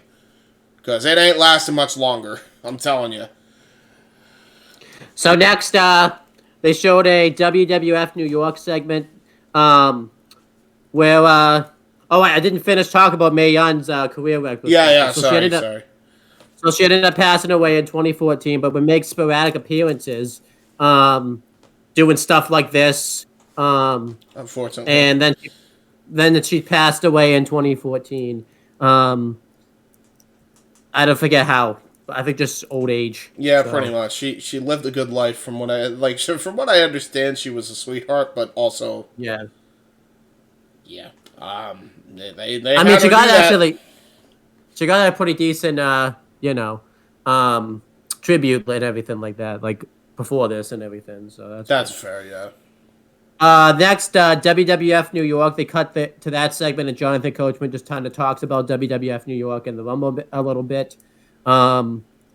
Chris Jericho and Chyna are backstage, and we'll talk about why this is happening in a bit, but they're fighting over the Intercontinental Championship because they're the Intercontinental Champions. By the way, I just want to point out, just for the fucking hilarity of that entire segment, it's an hour and 23 minutes into this fucking thing, and we were stuck on that entire segment for 45 minutes. I feel like you have to make another exception for this video going on, because that kind of ruined it. So. Yeah. But Chris Jericho and China are backstage, and they're fighting over the Intercontinental Championship because they were the co-Intercontinental Champions at that time. We'll talk more about that later. And they're fighting over who's going to walk to the ring with the belts. So Earl Hebner comes out and says he's just going to bring the belt to the ring, and whoever wins the match will just get the belts. Earl Hebner solving all issues. There's that one point where Jericho, I think, screws him up, and he accidentally calls him David Hebner. David Hebner, yeah. Mike, can I ask you a question? Why didn't they just make another Intercontinental title belt for China to wear? Why didn't they just bring back the classic one and have her wear that one? It's like they were lazy and didn't want to make another one. I don't know. So, but then they show a tug of war. Yeah. Then they show a "Don't try this at home" ad where they say you could do wrestling. They could do wrestling there. They're professionals, but you can't do it at the playground. Which I don't know who's doing wrestling at the playground. It must be. You would be spread fix. You did wrestling at the playground? Guilty. Well, okay. They have these ads. Let's talk about how that completely gets dropped. The hypocrisy in this, although, realistically, you probably shouldn't get the message, right? But Hardys did backyard wrestling and lied about their age to get into the WWF. Yeah, pretty much. These ads do not age well. Yeah. So the Hardys already there too. So Next match was a triple threat match for the undisputed Intercontinental Championship. Co-Intercontinental Champions China and Chris Jericho defending against Hardcore Holly, but it's a triple threat match. So this is really hard to explain, but since we just covered the Mae Young thing, it shouldn't be that hard. But pretty much Chris Jericho, China won the belt at No Mercy from Jeff Jarrett. We'll talk about that in another time because that's a big story. But then Jericho, who they were kind of dropping the ball with, let's be real, he was feuding with The Rock, and it's like, wow, he's fighting for the IC title. Not that it's bad to fight for the IC title, but from where he was in his debut to where he is now, it was like night and day.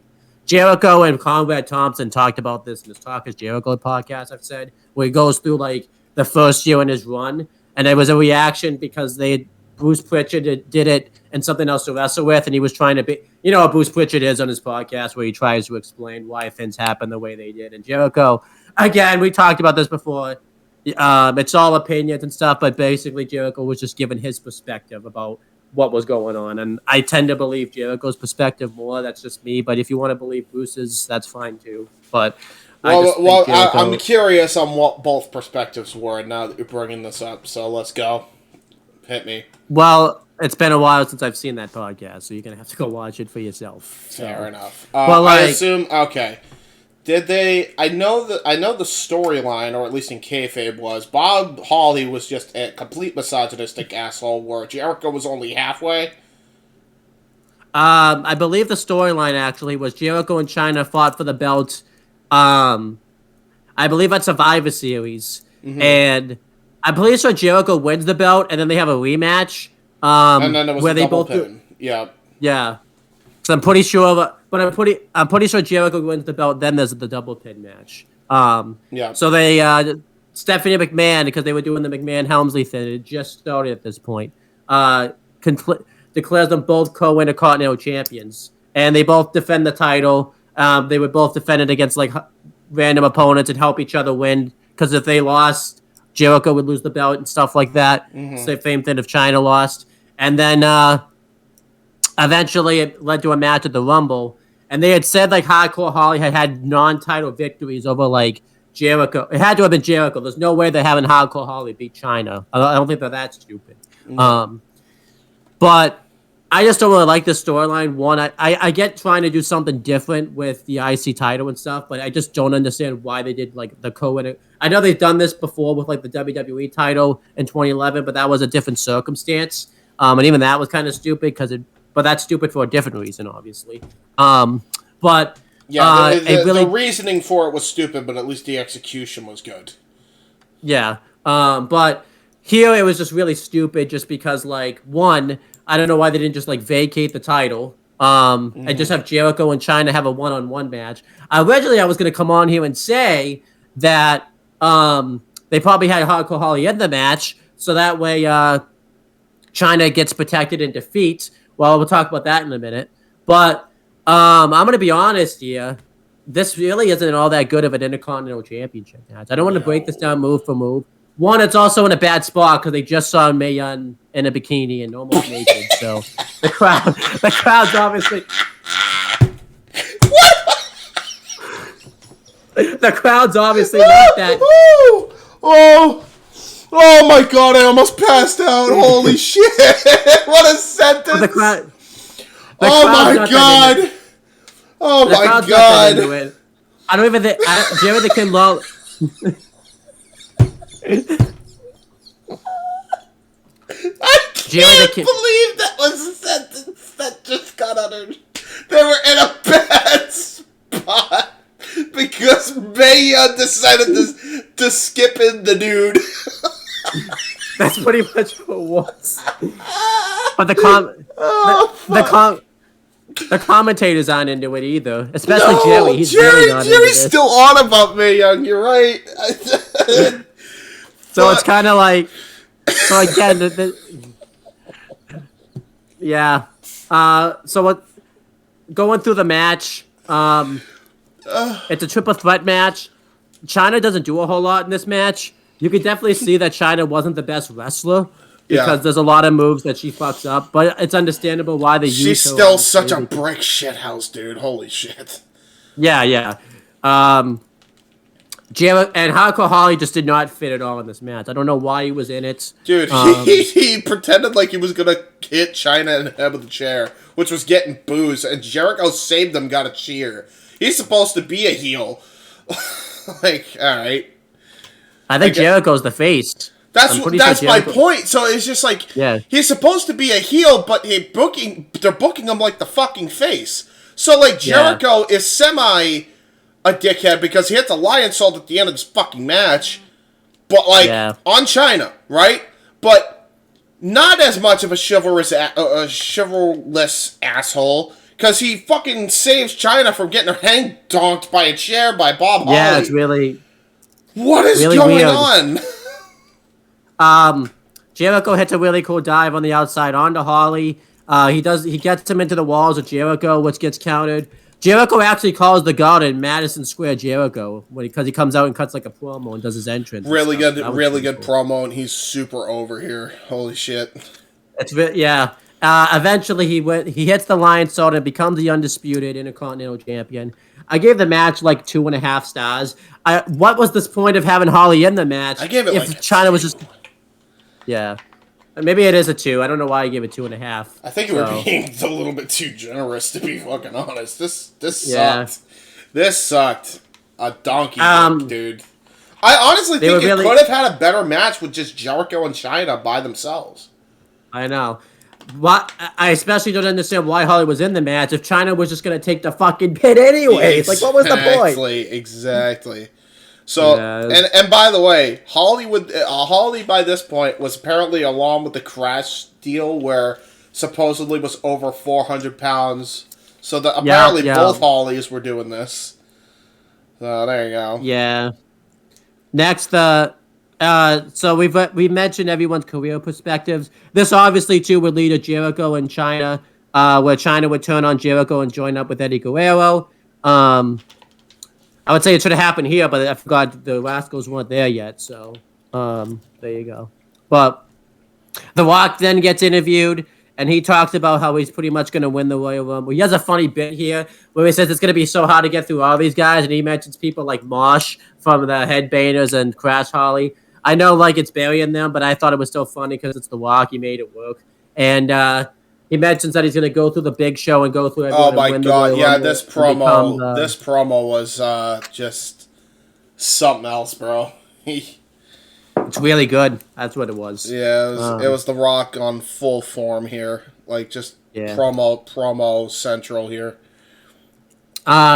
Next was a WWF Tag Team Championship match. It was the New Age Outlaws. Wait, before you against the Acolytes. Before you get to this fucking match, because who cares? This match sucked even worse than the last one.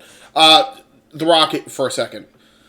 I don't know if I'm the only one that notices this anytime The Rock fucking speaks, or The Rock has spoken throughout his entire career, right?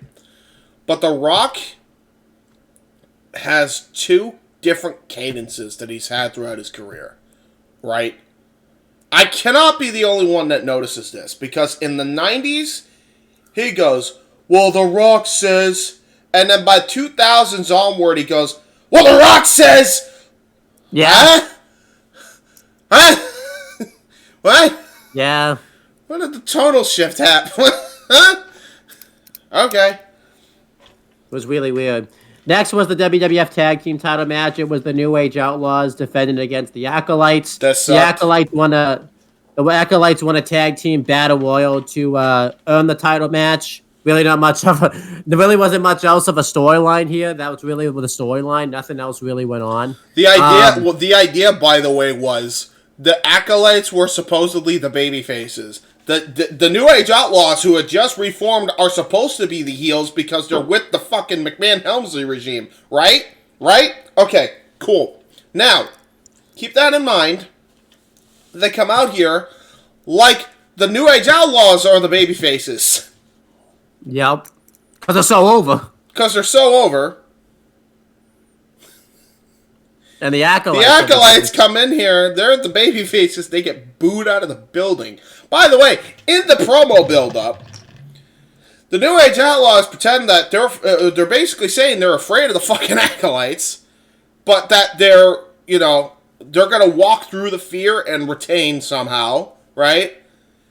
Mm-hmm. And the fucking Acolytes are just acting like dickheads and saying they're just gonna beat and batter them, which they do, by the way. And then it switches because the fucking heel X-Pac comes out, beats the fucking other guys when the referee's down, and then the fucking Faymaster, they win the titles. That's literally the match. So, New Age Outlaws try to get some offense. They get beat for a while. The fucking Acolytes are kicking them all over the fucking place. It's every APA match you'll ever see in the history of ever. And then, referee gets knocked down. He's out of the fucking equation because Billy Gunn pulls him out of the ring like a heel, yet they don't act like it, and they don't make him like they're the fucking heels of the build-up. Fucking X-Pac comes in, hits the 1-2-3 kick, then the Faymaster, 1-2-3. Yeah, I don't really get it.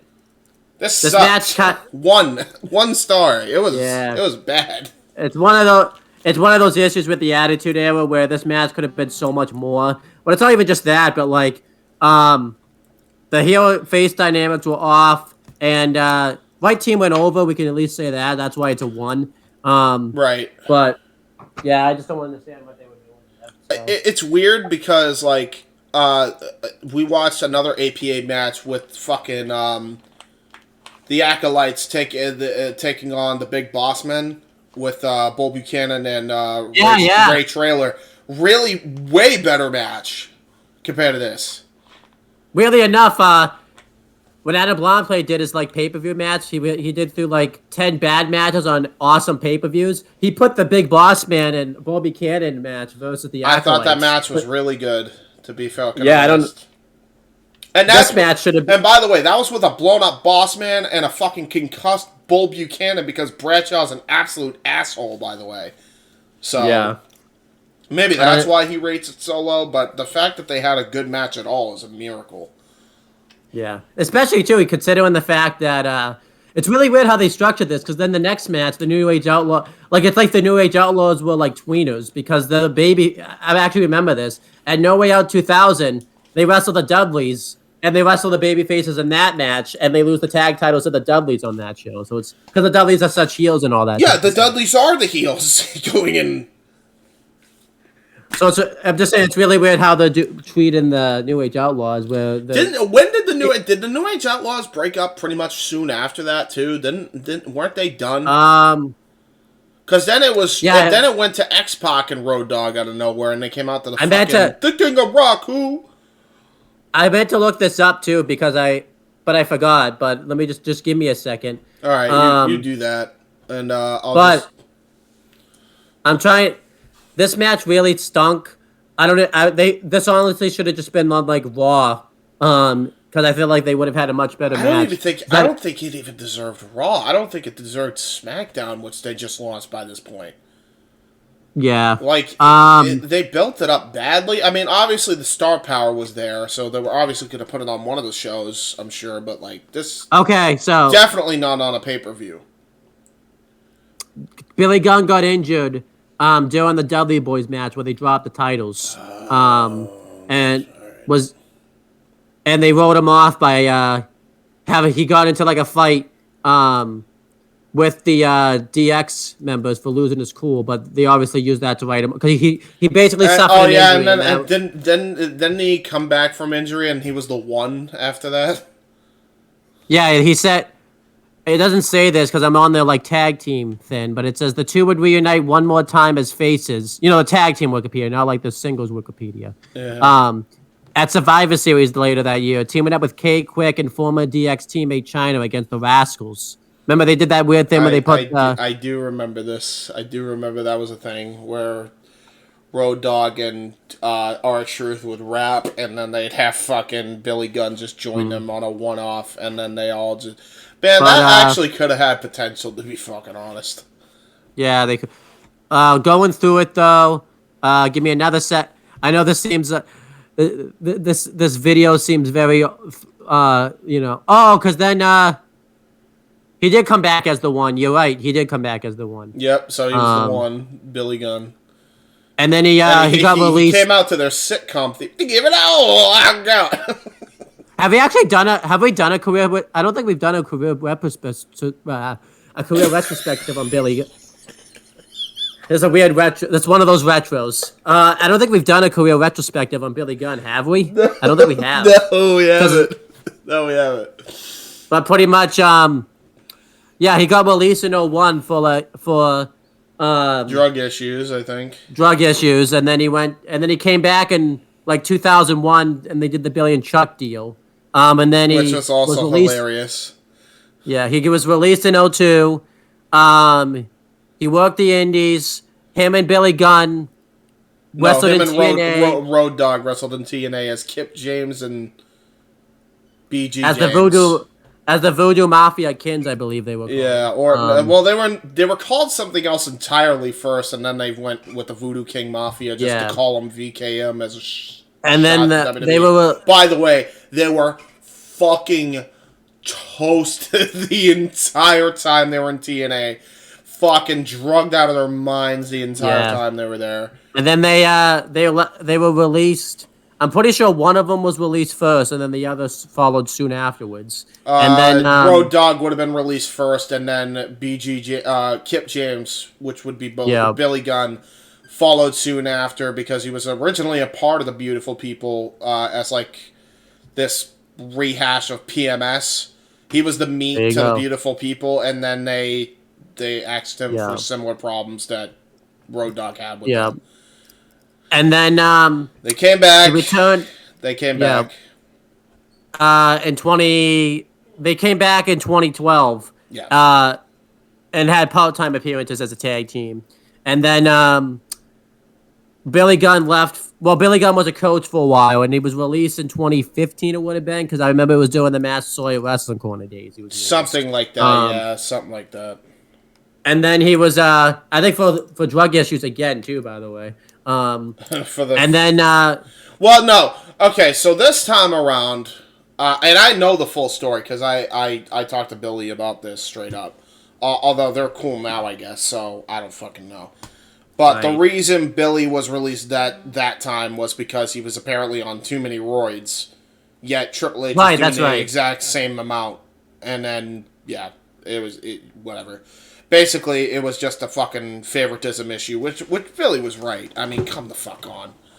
Like you're telling me Hunter could do him, but fucking Billy Gunn, who's friends with Hunter, can't do him. All right, come on. Yeah, and then later on, DX went into the Hall of Fame, and doing this, AEW had started up, and Billy Gunn became a coach for AEW, and at least at this moment, he is a manager of the Acclaimed, who are the current AEW World Tag Team Champions. Yeah, so which is and that's a fucking very overact the three of them. And obviously too, his sons now wrestle too. Austin and Colton. They are known as the Gun Club, but are primarily now known infamously as the Ass Boys. So there you go. Yeah, there you go. And then we mentioned Road Dogg before. Actually, I forgot to say something new about Devon Dudley because this just came out like within this past week. He actually just recently left WWE. They had a mutual part in a ways. So, Huh. so I don't know if he can't wrestle, right? I'm pretty sure Devon can't wrestle anymore. I Correct? think he can. I don't think he ever had an issue where he couldn't wrestle. I think he tried to take a manager spot. I know him and Bully Ray have beef now. Cause I wonder if that's in it. Go ahead. I wonder if that's gonna get squandered, and we could get like a run in Impact or like NWA since Bully Ray's been doing work there. I wouldn't bet on it. I think the team is pretty much done at least for a while. They might come back for a Hall of Fame induction. Who knows? But like I think this is my thing. I think the reason they're not.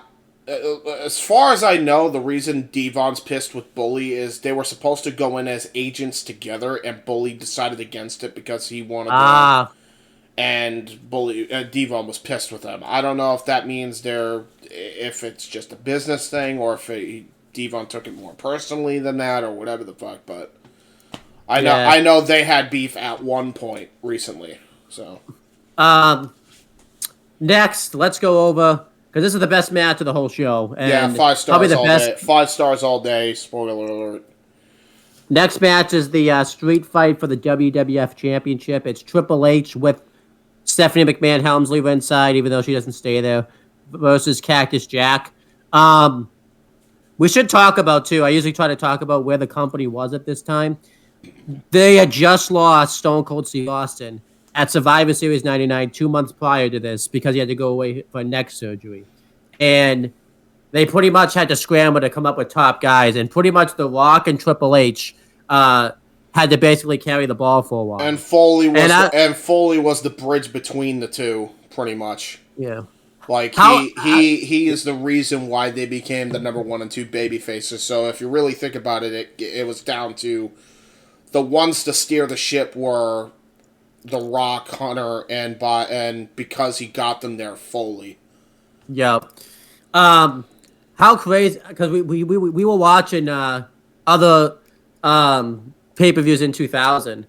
How crazy is it that this is the same year we get Commissioner Foley? That just shows you how great of a character and worker Mick Foley is, that he can just change on a whim like that. Yeah, like, he is a one of a kind freaking personality, man. Nobody will be like Mick Foley. There will never be another one.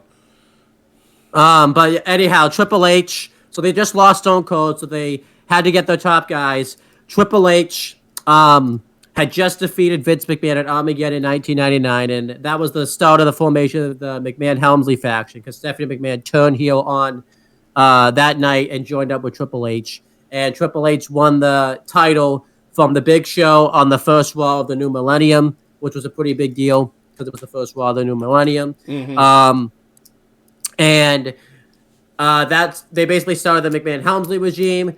Mankind, but as he was playing at the time, came out and basically told him that the McMahon-Helmsley regime kind of sucks. He got laid out. Triple H and Stephanie McMahon fired Mick Foley, and they essentially did what the Authority did later on, obviously just not as annoying, where they just basically ran roughshod over the show. They did segments where they made fun of Mankind, where they had a Mankind impersonator come out and completely They did a good sit down interview, I think, with JR, with just Foley out of all the characters, just himself.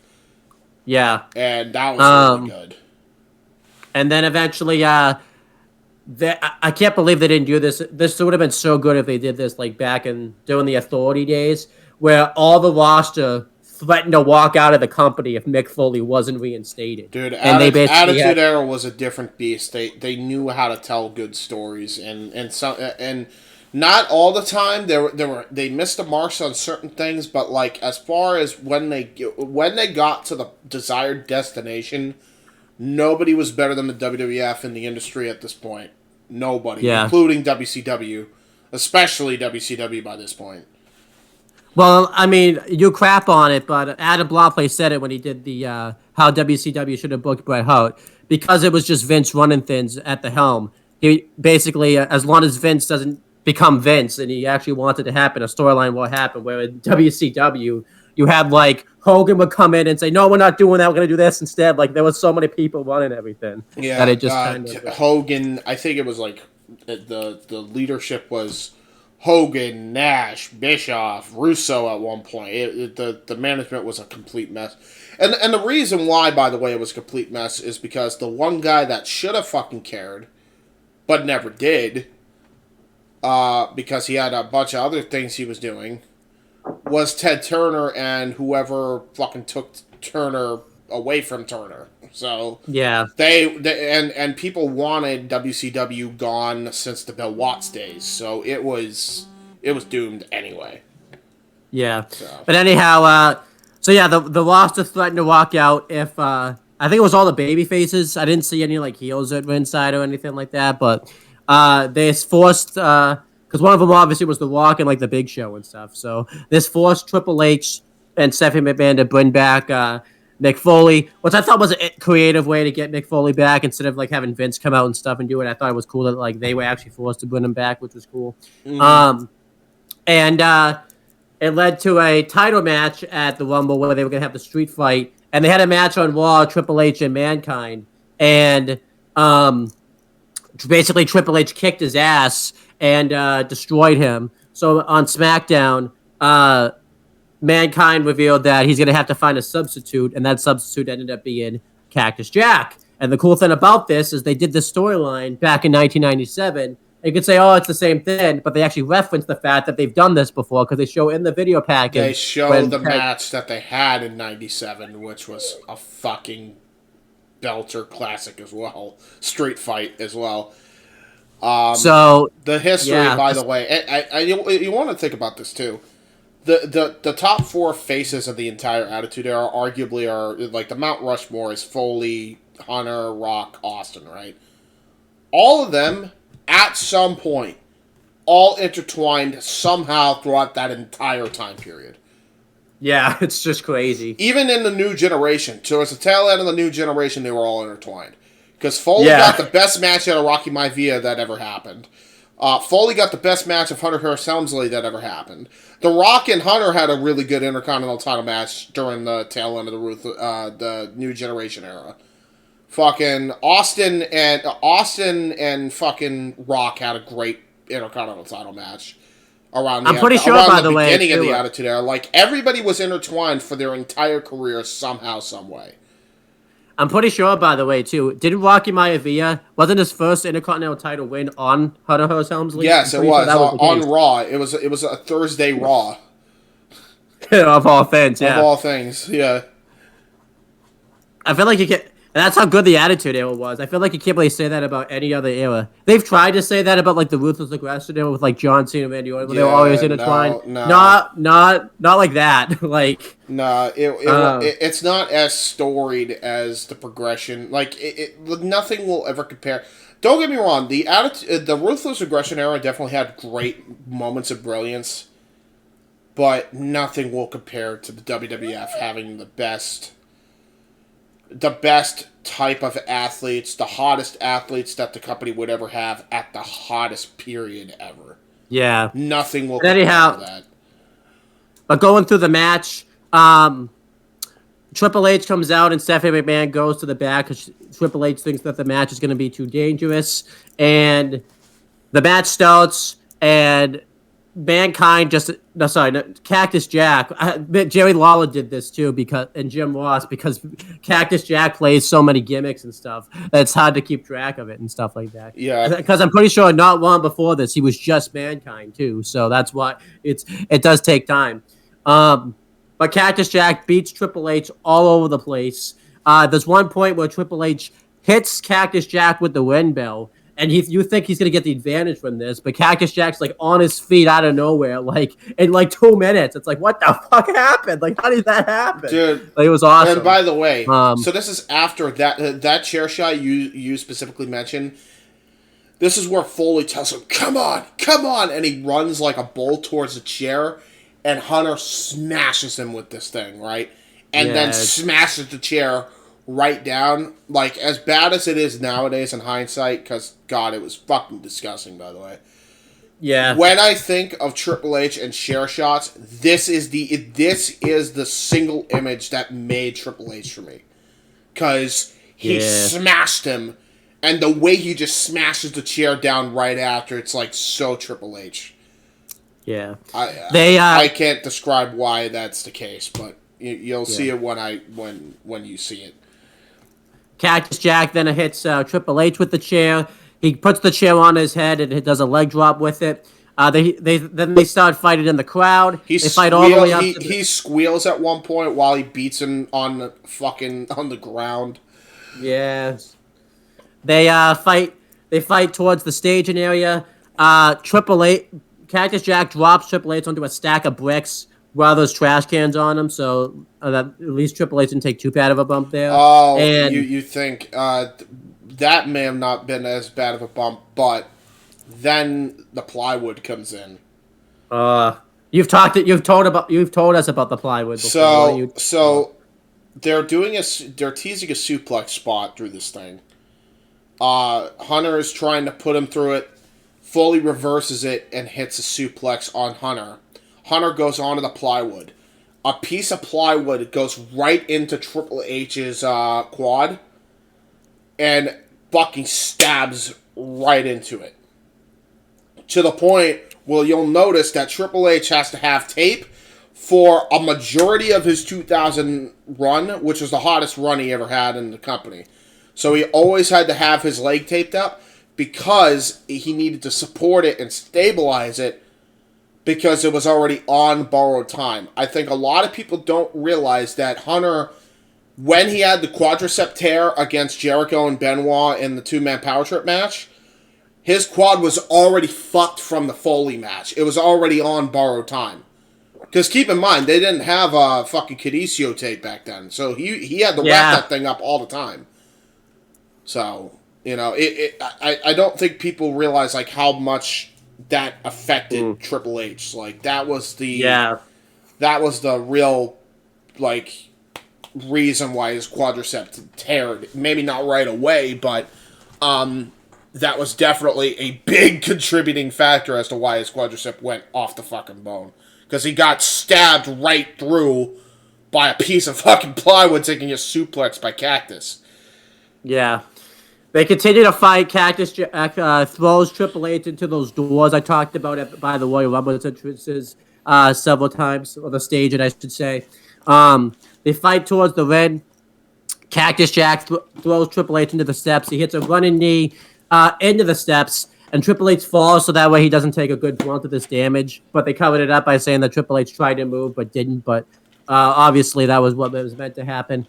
Cactus Jack at one point tries to do a power driver through the English announcer's table. Triple H counters into a back suplex, and it was pretty much the story of the match for a while, where anytime Triple H would kind of get any sort of offense in, like, because Cactus Jack is just fucked and crazy, that Cactus Jack, it really didn't last all that long.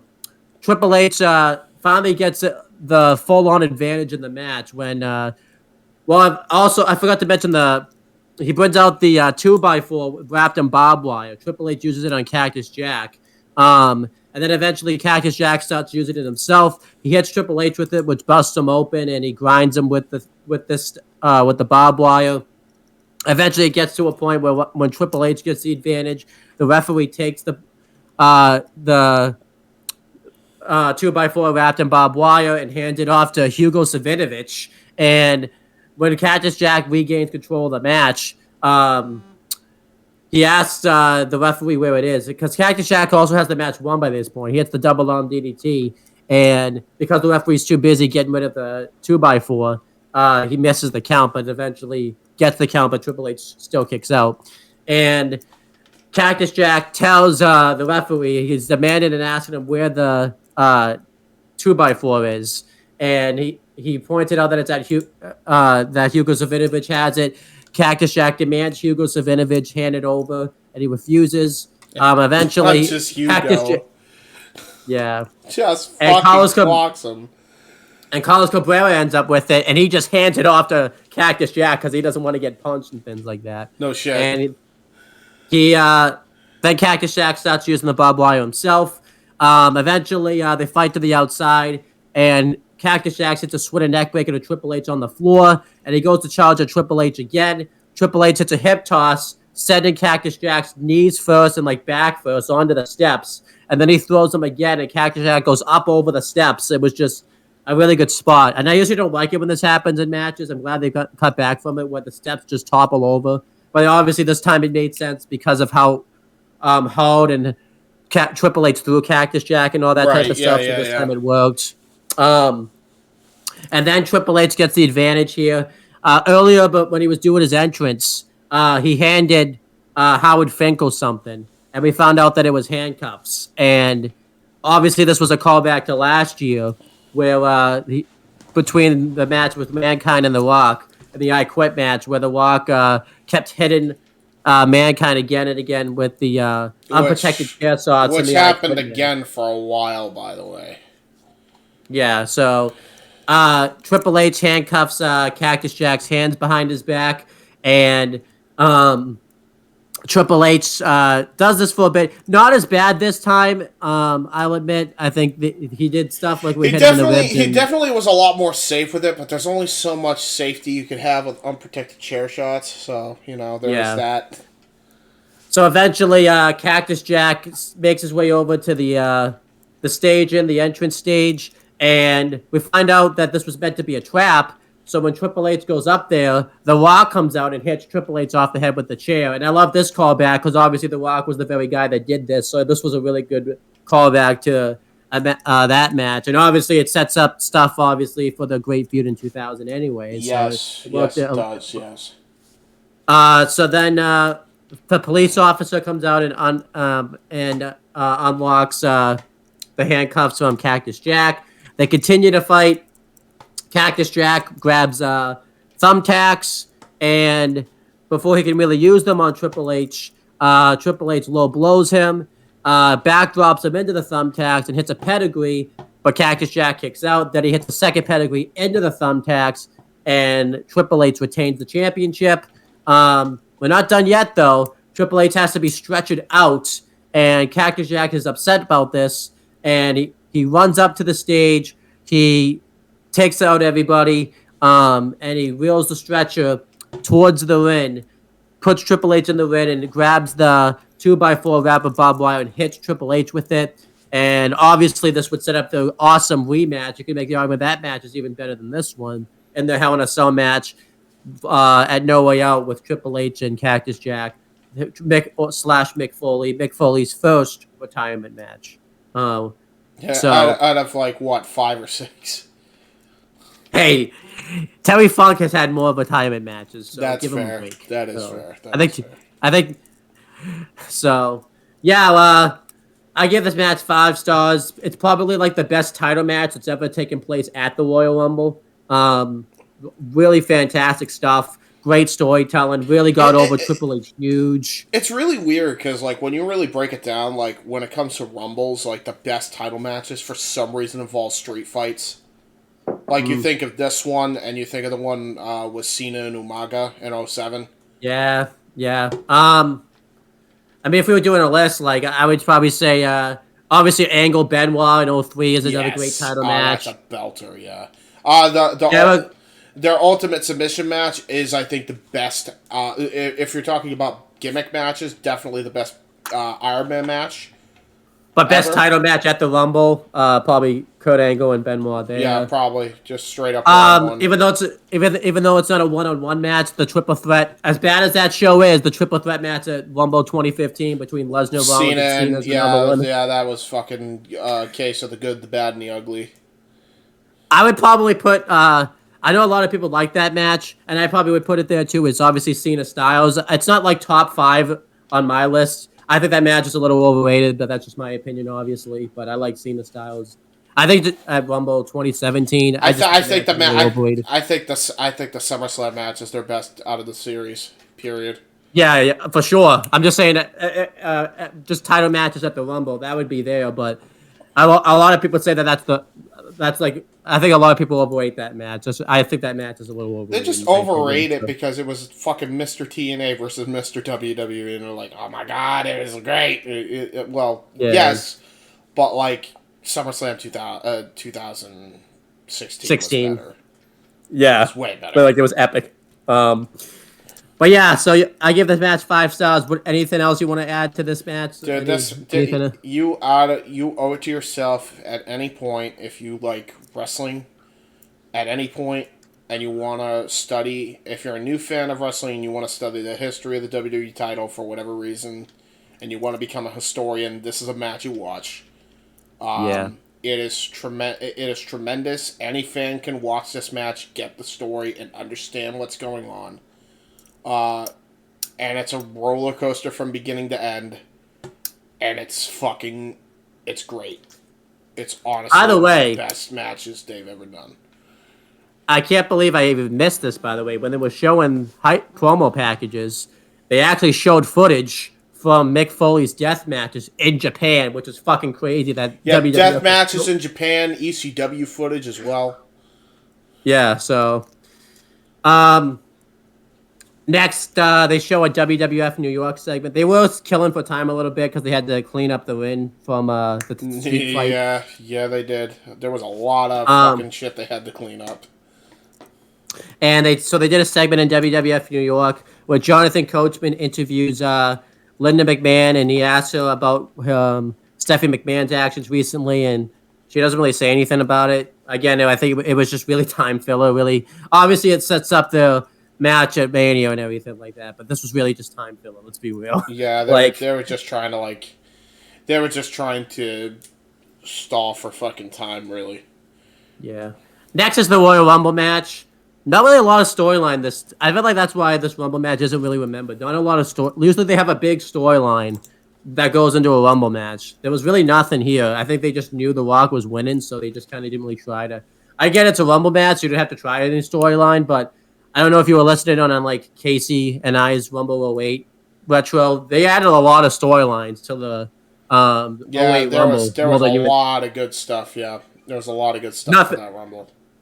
Nothing really going on here.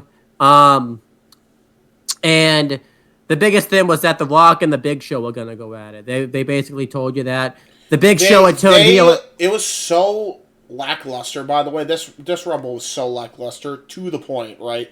Where Jerry was actively saying, it's The Rock, every entrance. Yeah. They were just waiting for The Rock. That's how much they did not give a fuck about this Rumble. Yeah, pretty much. Going through the Rumble match, number 1 was D'Lo Brown, and number 2 was Grandmaster Sexay. Obviously, Grandmaster Sexy was cool because he was, because Too Cool and Rikishi and everything were red hot at this time. So that's what it is. What it is. That was the best part of the Rumble. Honest to God, was the Too Cool. Yeah.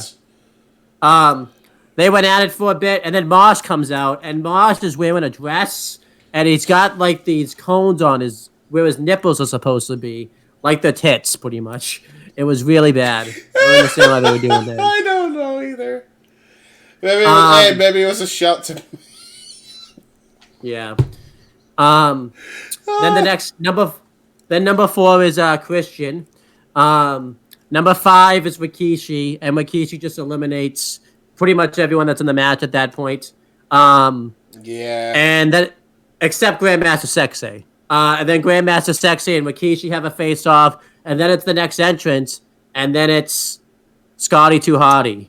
And Scotty puts the glasses on, and then they have a dance-off in the middle of the Rumble. This was awesome. And Rikishi uses this distraction. He clotheslines both of them and eliminates them. I actually this is probably the best bit of the Rumble right here.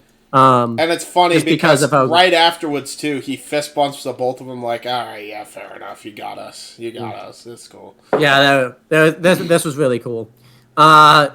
Then number 7 was Steve Blackman.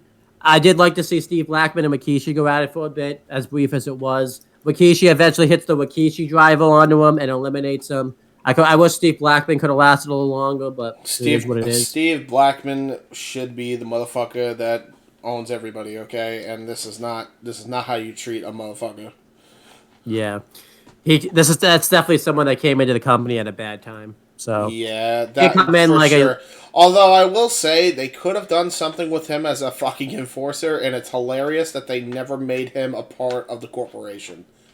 Yeah, You think he would have been a perfect bodyguard? Instead, he's feuding with the corporation. I think he was like babyface for a majority of his time. Yeah, he was. Number 8 was Viscera, and this is Viscera after the Ministry of Darkness days, but obviously because Taker's not in the match because of his injuries and stuff, he's just kind of there. It was cool to see Rikishi and Viscera go at it for a bit. Rikishi eventually eliminates him. Big Boss Man comes out, and he stalls for time. I get he was being a heel, but like the match just stops at this point. Like it was really stupid. I think the fans were booing at this point. They were not happy with this. And then, by the way, but then they come alive. Test music hits the PA system. Yeah. He comes out next. Bro, they had something with this fucker, dude. Yeah. Another guy that was wasted, but still had somewhat of a prominent role in the Attitude Era, so it wasn't a complete waste of talent. So I'll give him that. But like, this dude should have been up in the main event, dude. He was already getting so over. His music hits. Test. The crowd erupts the minute they hear Test. This is a test. They get loud as he's beating the fuck out of the Boss Man. Like, he is over here. Let's talk about this is I think like a month after his main event push him and killed because Triple H went into the role of being Stephanie McMahon's husband and everything like that. Remember, right. Test had this role. Think about it. Imagine if they hadn't pulled Test, we could be seeing Test run in WWE. Bro, right I don't understand why they didn't just have Test and Jericho like as a team. You know, fucking with Trish Stratus, it all makes sense. You know. But imagine that though. Test could have been running WWE right now instead of Triple H. That'd be funny. And it's fucking weird because they never revisit this at any point. And Triple H was the fucking guy who brought him in, dude. Yeah. You could have had a money feud with Test and Hunter. Yeah. Especially for the title. I think a lot of people blame Triple H that he probably screwed over Test's career, but I don't even blame Triple H, really. I think it's WWF. They really didn't capitalize on it. They never capitalized on it, dude. That would have been one of the first feuds I booked for Hunter's title run. I would have had him. I would have had him defend. I know they had the thing with Vince, but like, dude, what about later on? Like, he's still, they could have done a thing later in 01 with him, you know? Yeah. Next is the British Bulldog. This was obviously, is this the British Bulldog after he had that back injury against when he took that back bump? No, well, this is soon after the back injury. Believe it or not, Bulldog was in hella good shape here. Like, he looked like a worker. Yeah. He was clean, I think, by this point. He really got his act together. He might have been still doing steroids, but who wasn't, to be fair, during this time period? Right. If you had any form of muscle. But other than that, man, he was clean. He got his act together. He was working, man. He put on his working boots, and he had one elimination, I think, to show for it, unfortunately. I believe you're correct. I forget what it was, but I'll go. He would have eliminated Rikishi. With not on the list. No, he is. He is. Yeah, so he would have eliminated him along with Boss Man, Bob Backlund, Edge, Gangrel, Test. Yeah. So next is Edge. Edge looks pretty good. I remember he does get elimination himself. I think he eliminates like the British Bulldog or something. Yeah. And next is Bob Backlund. This is actually pretty big to talk about here because Bob Backlund was the first ever like surprise entrant ever in a Royal Rumble. This was the Bob Backlund, so this was pretty cool. I feel like though this isn't the first one. Adam said this, but I'm pretty sure that he was a surprise entrant in the '93 Rumble because he hadn't been like a full time or anything. Right. Either the '93 or '92 Rumble, but I guess what he meant by that was this is the first time that they started doing the surprise entrances in the Rumble, like every year type thing. Until like 2022. I guess Shane was the surprise last year, but whatever. Oh yeah, he was a surprise, all right. I will say, so he comes out and like the crowd is completely gobsmacked to see him. He comes out, they're cheering him. He's coming out to presidential music because he's running for senator of Connecticut or something. Yeah. And then I will say he goes into the crowd and looking for Connecticut representatives and trying to campaign as the Rumble's going on. Like, what? That was good. Let's say this about one of the issues with the Rumble match too. I think they tried something different, but usually when you see a new guy come in, they clean house and do stuff for a little bit. That didn't happen in this Rumble. No. Not even The Raw comes in and cleans house. It's just like, they come in and they just kind of like, it's like a battle royal pretty much, where they kind of like, it's like they get lost within the sea of people kind of thing. Like nothing really, no one has a big comeback moment or anything like that. Yeah, which is weird, by the way, because like, you think you would have had one with Jericho, or China or somebody, but they don't. Yeah. Throughout the Rumble, because I forgot to mention it because it had been happening, and I think we should mention it now. We'll just mention it all now since it happens. God, yep. So, Kai and Tai, which was just Funaki and Taka Michinoku, they ran out. I think it was actually right away, pretty much, and then they just kept doing it throughout the match. And tried to interfere in the Rumble match, and they would just get eliminated. It was funny the first time, and then they obviously did it over and over again. Now, in one of these things as well, Taka legitimately gets tossed out of the fucking ring and hits face first on the goddamn floor. Head ricochets. He's rushed to a hospital right after. They say this on commentary. And then they continue to replay it and laugh.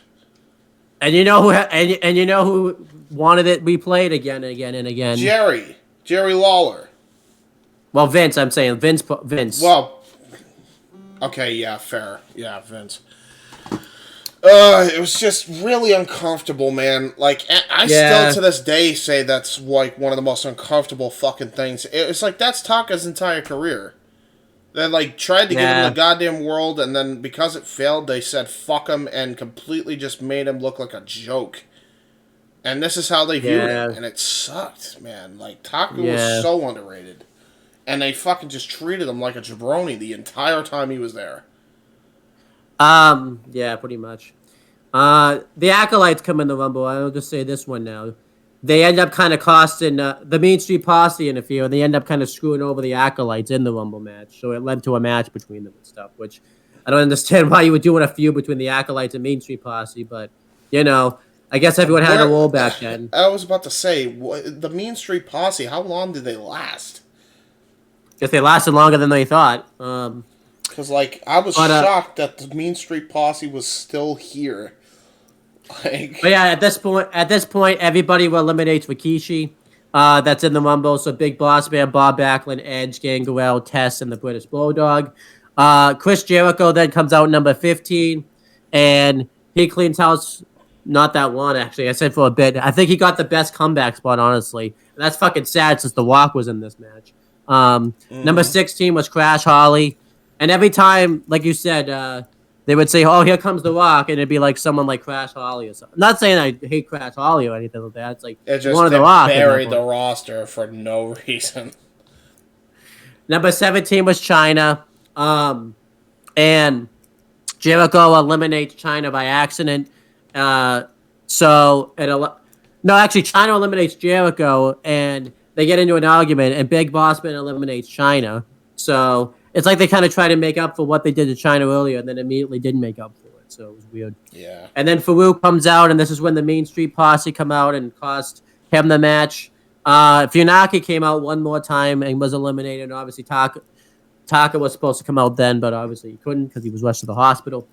Road Dogg comes out, and he does some things. They actually They were chanting because the New Age Outlaws were so over, they were actually doing like his catchphrase when he came out and stuff like that. Yeah. And by the way, let's also talk about one big thing that happened in the Rumble. There'd be times where the guys came out like a second too early, the clock counted down and stuff like that. So you saw them and stuff like that. It was just really weird. Then Al Snow came out. I didn't understand why he was in this Rumble. He did not fit at all in this Rumble. Val Venus. And Val Venus, this is pretty much after he abandoned the head gimmick after that abysmal Kennel from Hell match. yeah. Val Venus comes out and he's still the sex gimmick and all that type of stuff. Hello, ladies, all that type of stuff. Ladies. Prince Albert comes out. The Hardcore Holly comes out. Hardcore Holly doesn't do anything all that impressive in the Rumble. He actually gets eliminated by Al Snow. That just shows you how impressive he was. Yeah. The Rock comes out. They, for some reason, were always tied to the fucking hip. Yeah. The Rock comes out. He eliminates Al Snow right away. And Big Boss Man. Billy Gunn comes out. Big Show comes out. I almost said Big Boss Man comes out. Yeah. Bradshaw comes out. Kane comes out. And he had a cool entrance. But again, you would have expected of all people to have this big comeback moment was fucking Kane, but he just mixed in with everybody else. And I think this is... I kind of noticed it watching this Rumble match. This is kind of when Kane started just to become another wrestler. You could just tell from this match, like they were kind of starting to drop the ball with Kane a little bit. Just a little bit, yeah. The Godfather then he comes would go out. He then went on a fucking resurgence in 01. I remember because of the fucking hardcore match was awesome. Yep. And then X-Pac was number 30. Dude, I think one thing that sucked about the Rumble is they also didn't tell you what numbers came out, so you didn't even know like how far they were into the Rumble match, really. Which kind of, and I think the difference between watching this match and the 08 match, because I just saw that match, the 08 match felt like it flew by. This match felt like it dragged a little bit sometimes. Yeah, it was not great. Going through some of the stuff that happened in the match. You know what's hilarious too? We're gonna have to watch this again for the watch match marathon too. Oh yeah, fucking hell. So the Big Show comes out and he kind of cleans house a little bit, eliminates a bunch of people. Him and The Rock go at it. By the way, the Big Show's a heel again. This is when they were starting that trend where they were turning face and heel. Legit, he was a babyface not long before this, because if you remember, in the promo package, he was a face. Yeah. He was out there with, but he was one of the guys that wanted Mick Foley back, and all of a sudden he's a heel again. It's like, wow, they because really did not know what. Because he's jealous of The Rock, yeah, and then face again, pretty soon after Mania. Yeah, and then they really did not. WCW and WWF did not know what they had. They had more turns than NASCAR. The Big Show put it quite vividly.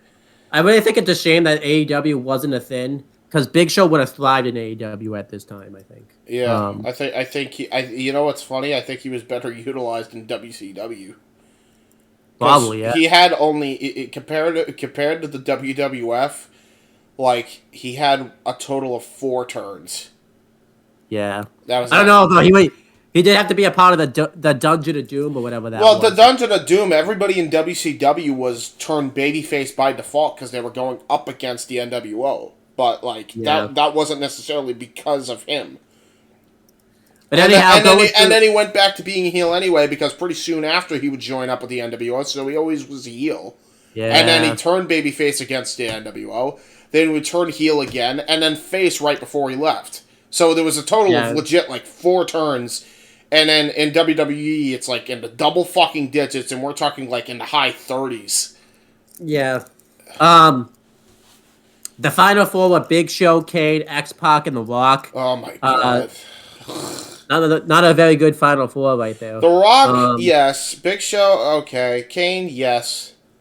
And then X-Pac, no. Because you knew what was going to happen to poor fucking Kane.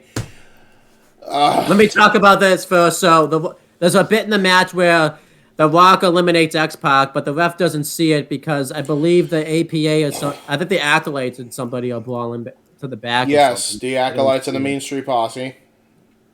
And then, so the referee don't see it. Kane actually does a cool thing where he body slams the Big Show, which was cool. Obviously, that's always cool to see because that's the first time that happened. And then immediately after this, X-Pac hits a heel kick on Kane and gets eliminated. I was like, what? Heel That was how kick. Kane...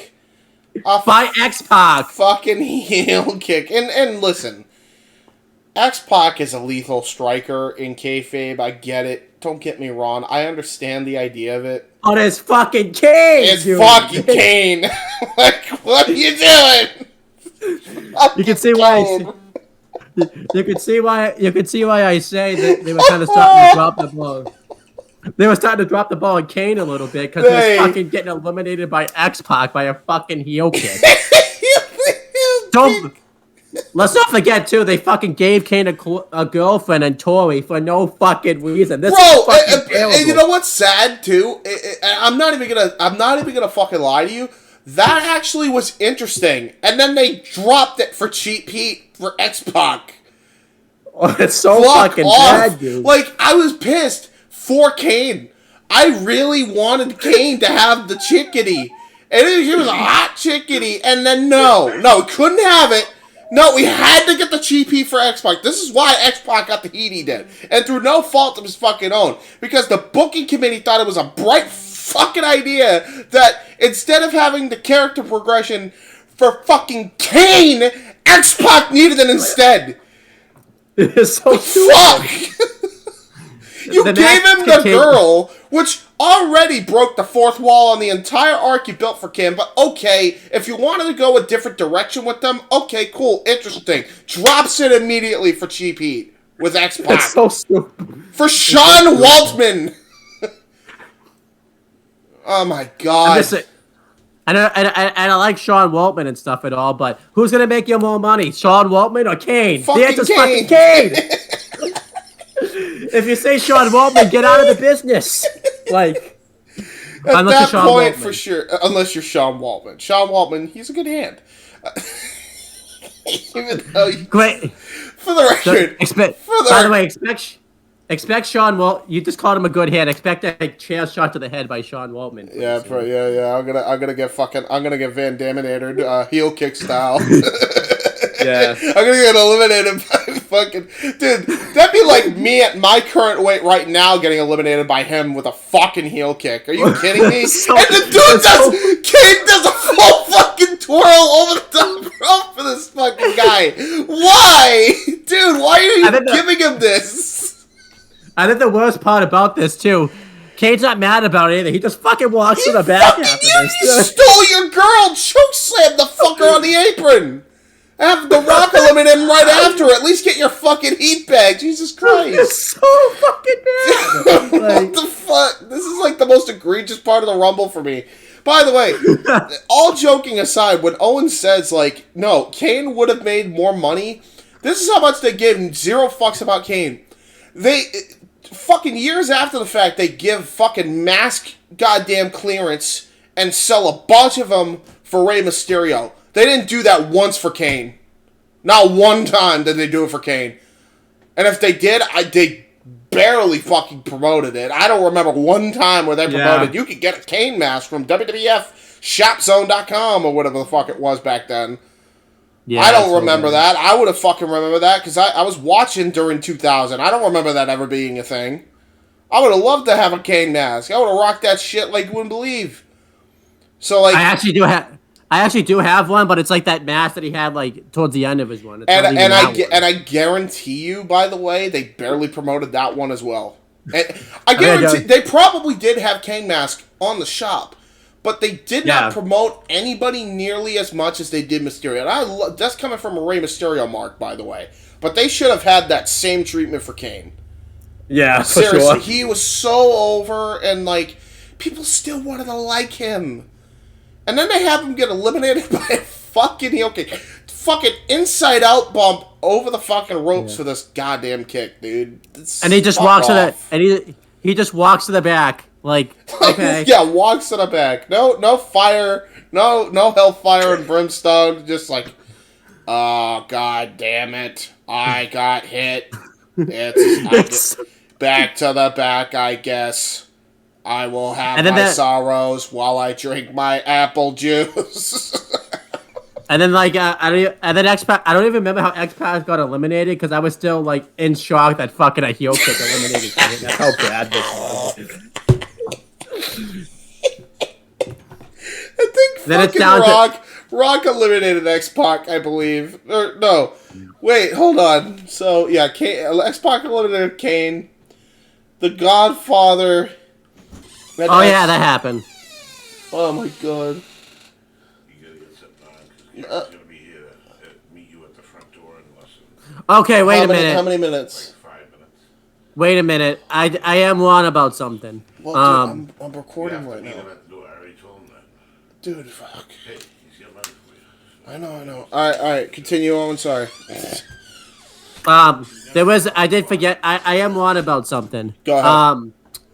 So, Kane didn't just walk to the back. He beat up the New Age Outlaws afterwards. So we got some heat back, but it was still bad. It's a So, banner! He's still got eliminated by fucking heel kick, dude. yeah. By X-Pac. But, dude, unanimously known now in the IWC, or at least just from OSW, as Little Bitch. Little Bitch eliminated poor fucking Kane with a heel kick, man. Fuck off. Who eliminated X-Pac? Was it The Rock? It was The Rock, It was actually the Big Show. I don't even remember that happening, honestly. It was the Big Show. So the Big Show can eliminate X-Pac, but X-Pac can eliminate Kane. Yeah, it's so bad. It's down to the final two. It's down to The Rock and the Big Show. Why don't you talk about how this happened? Because I know you've been looking forward to talk about this final two. The Rock and the Big Show. This is the laziest freaking final two ever. So, The Rock hits a very impressive looking spine buster for how big the Big Show is by this point, right? Let's talk about how I know predictability can be a good thing in wrestling. This is an example of it was a bad thing. It was so predictable that it was going to be the fucking Rock and the Big Show. Why did you even fucking bother doing a Rumble? Exactly. I agree. But he does it. The crowd's into it. He's doing the people's elbow, hits the people's elbow. Then, somehow the Big Show just gets right up. He then is about to choke slam. He hits the choke slam on Rock. Crowd dies. And then the Big Show is teasing an Oklahoma Slam to eliminate The Rock. Then The Rock does the Shawn Michaels bit where he holds onto the top rope and uses Big Show's own momentum for the fucking Oklahoma Slam to eliminate him. And theoretically, win the Rumble. So The Rock is officially, by the refs, declared the winner. Slight problem with this. The Rock's feet touched the fucking ground. Before the Big Show. Before the Big Show. So therefore, The Rock was eliminated by the Big Show. And the Big Show comes right back out, chokeslam him as The Rock is trying to cut a promo right at the end. And everybody always says to this day it was a botch. Problem with this is, they did a post-match angle out of this, which is what it is, but that's how you can tell it was legitimately what they planned. And they showed Shawn Michaels successfully doing it with only one foot touching the fucking floor. So you knew they were planning this from the word go. Yeah. That was how they finished the Rumble, is they decided to have a controversial finish that the crowd didn't even fucking realize was a controversial finish, so they went home happy, yet confused why the Big Show fucking interrupted The Rock's promo and booed him. Rock absolutely this was... The Rock absolutely was the right choice to win it. Then it just gets really bad because, like, they take so many steps to get to the fucking WrestleMania main event. Instead of doing the match they did at Backlash 2000, which should have made event in Mania, they went and did, like, this four-way match with The Rock, the Big Show, Mick Foley, which ruined the Hell in a Cell match. Yes. Triple H, with a McMahon in every corner. And obviously, and they fucking had Vince just turn anyways on The Rock and all that type of stuff. Yeah, it was a fucking convoluted build. I think a lot of it had to do with they were trying to get rid of the Russo stank because Vince wanted to be a heel and they turned him face in that story. But yeah, it was a weird thing. Right result anyway. By the end of it, it was just a really convoluted road to get there. Real quick. Go ahead. I'm giving this Rumble match. Oh, I'm going to do the star ratings. So should we do that real quick? Or? Yeah, I'll give the Rumble a 3. It was Yeah, okay. no. I'm gonna give it a 2. It was not great. I'm giving it I'm giving it 2. I think the Rumble, not enough star power, which is weird because it's the freaking 2000s, but not enough star power. No one. Anytime someone came in the match, there was no comeback spot. The best, and obviously, it's knocked down to a 2 because Kane gets eliminated via freaking heel kick by X. Right, yeah. Oh, the Kai stuff. And I also knock it down because they kept replaying the Taka Michinoku face first plant. That's a total 1-star rating. Tasteless even for them. Tasteless even for them. And yeah, so going through some career retrospectives. Well, before we get to the career retrospectives, real quick, because I'm gonna need to pause so I can get my cash from my uncle. Okay. Ratings. I'm gonna say this Rumble overall C. C just because of the tables match and the street fight. I'm gonna go C. And I'll explain why when we done with our pause break. Yeah, fair enough. All right, we'll be right back. Literally by the time you guys see this, so don't worry about it. There we go. So the reason that I gave this show, what did I say? C? I think I said C, right? Yeah, C. We both gave it a C. I think I just had high hopes because I always hear that the street fight and the tables match and Taz's debut was awesome, but then if you just watch the whole show itself, there's some bits that really don't make sense about it. Obviously, the Rumble is a bit not the best booked. Dude, the Rumble. Here's the 4 things about this entire event, right? The opener, despite where Taz ended up, the tables match, the street fight, and the beginning of the Rumble with Too Cool. That's it. That's where the positives end. Well, okay. I guess it was so bad it's good, also the best Rumble shit. Probably. Yeah. So, okay, 5 things.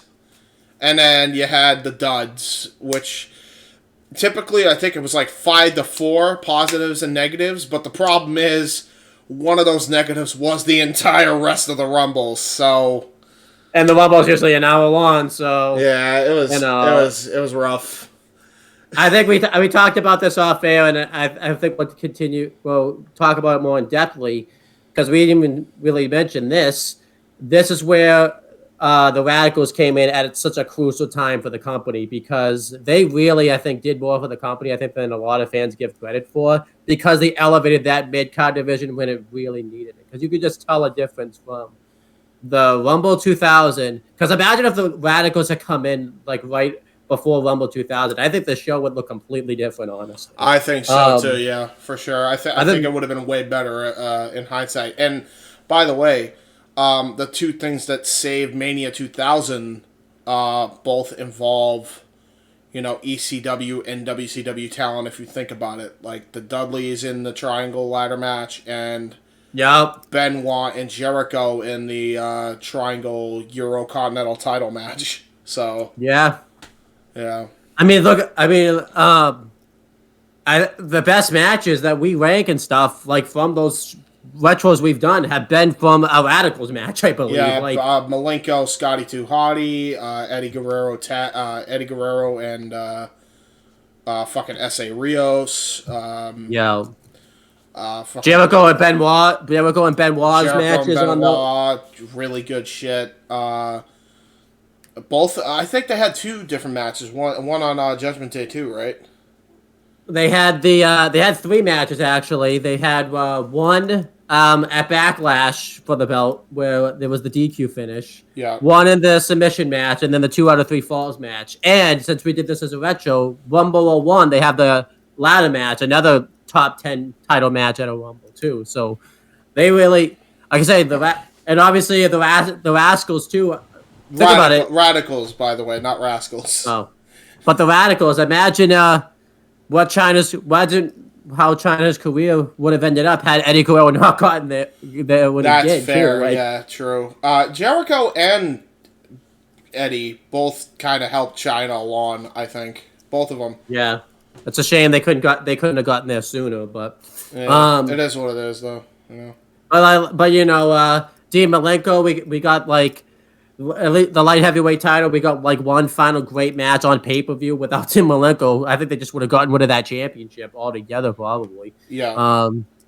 And then Chris Benoit, we could say what we want to say about him in hindsight. He was in the freaking main event at Fully Loaded. He was the main event against The Rock, and he got a great match out of The Rock. So I'm not saying that The Rock's a bad wrestler. And The Rock is far from a slouch in the ring, by the way. Especially when he's fighting a really good opponent like Benoit. Man, can he carry the fucking load? Like, I've seen The Rock work. Like, if nobody has ever, check his match out with Punk. Still an all-time classic belt. Like, that's another Rumble classic title match, actually. The Rock and Punk. That match ruled. The only thing that ruins it is that he finishes him off with the people's elbow. But, like, I feel like even then, like, it's such an impactful way that The Rock always does the people's elbow, and he's finished so many top guys with that fucking move that, like, does it really hurt the match? I say this. I think like the people, because The Rock's so great on the mic and stuff, and he has so much of these great promos. When I hear people talk about The Rock, they don't really talk about how good the Rock in the ring The Rock is. He was really good in the ring. He was really fucking good in the ring. Like, especially when you pair him up with the right opponent, man, and under the right circumstance. Like, obviously his match with Austin was great. Technical fucking clinic up until the fucking bullshit where they turned Austin heel. The match he had with Benoit, Fully Loaded. The match he had with Punk in 2011. Just like the really technical opponents that he fought. Man, there was not a lot of people better to have a fucking great match with. Him and Triple H went an hour and kept that match interesting that whole hour. Yeah, that match was fucking awesome as well. His match with Hunter again in SummerSlam '98 in a ladder match for the IC title was really fucking good. His match with Cena, the first one was really good too. I think that was actually a weak match, but the crowd saved it. I think the match, it's ironic because the 29 match was better technically, but the crowd was dead. That's not how that happened. You know how it is what it is. I think if you put the 29 match in the 28 crowd, fucking all-timer. That's why they should have just done it once and just done the 29 match, but whatever. Yeah. But anyhow, going through. Well, it's funny because Rock tore his hamstring both times. Going through the career retrospectives. Have we done D'Lo Brown before? Or do we need to go through D'Lo Brown? I think D'Lo we need. D'Lo we might have. I'm trying to wonder. I'm wondering if we did his. I think I mentioned him in passing because of Drew Curry. All right, so I'll mention him real quick. Afterwards, he would just kind of hate around the company for a while. He didn't really do all that much, and then he got released. I'm pretty sure he was released in like 2002. And then he went in the Indies for a bit and stuff. He went in TNA and actually had in NWA TNA and actually had a really fucking kick-ass run there with having great matches with Styles and shit. I remember that era very vividly of D'Lo's career. And then he came back in 2008, and they basically jobbed him out until he was released in 2009. Dude, that was such a weird fucking time. They bring him back once, have him get a win against Santino, and do nothing with him from there. Yeah. And then he was in TNA for a while. He was basically a backstage hand, and then became the vice president of Aces and Eights. And then I told you that story, right? Of he got released, and I always we might have done a career retrospective. I always kind of laugh at it because it was right after I asked if I could be in the Aces and Eights, and he said, "Well, put it to a club vote," and then right after that, he was released. So I guess I didn't get in the Aces and Eights then. What if you're the reason he got kicked? You want this little scrawny shit in Aces and Eights? Well, I mean, you know what your response could have been? I bet you this was his response. And Bischoff was in the room, who was the real leader of Aces and Eights, let's be honest.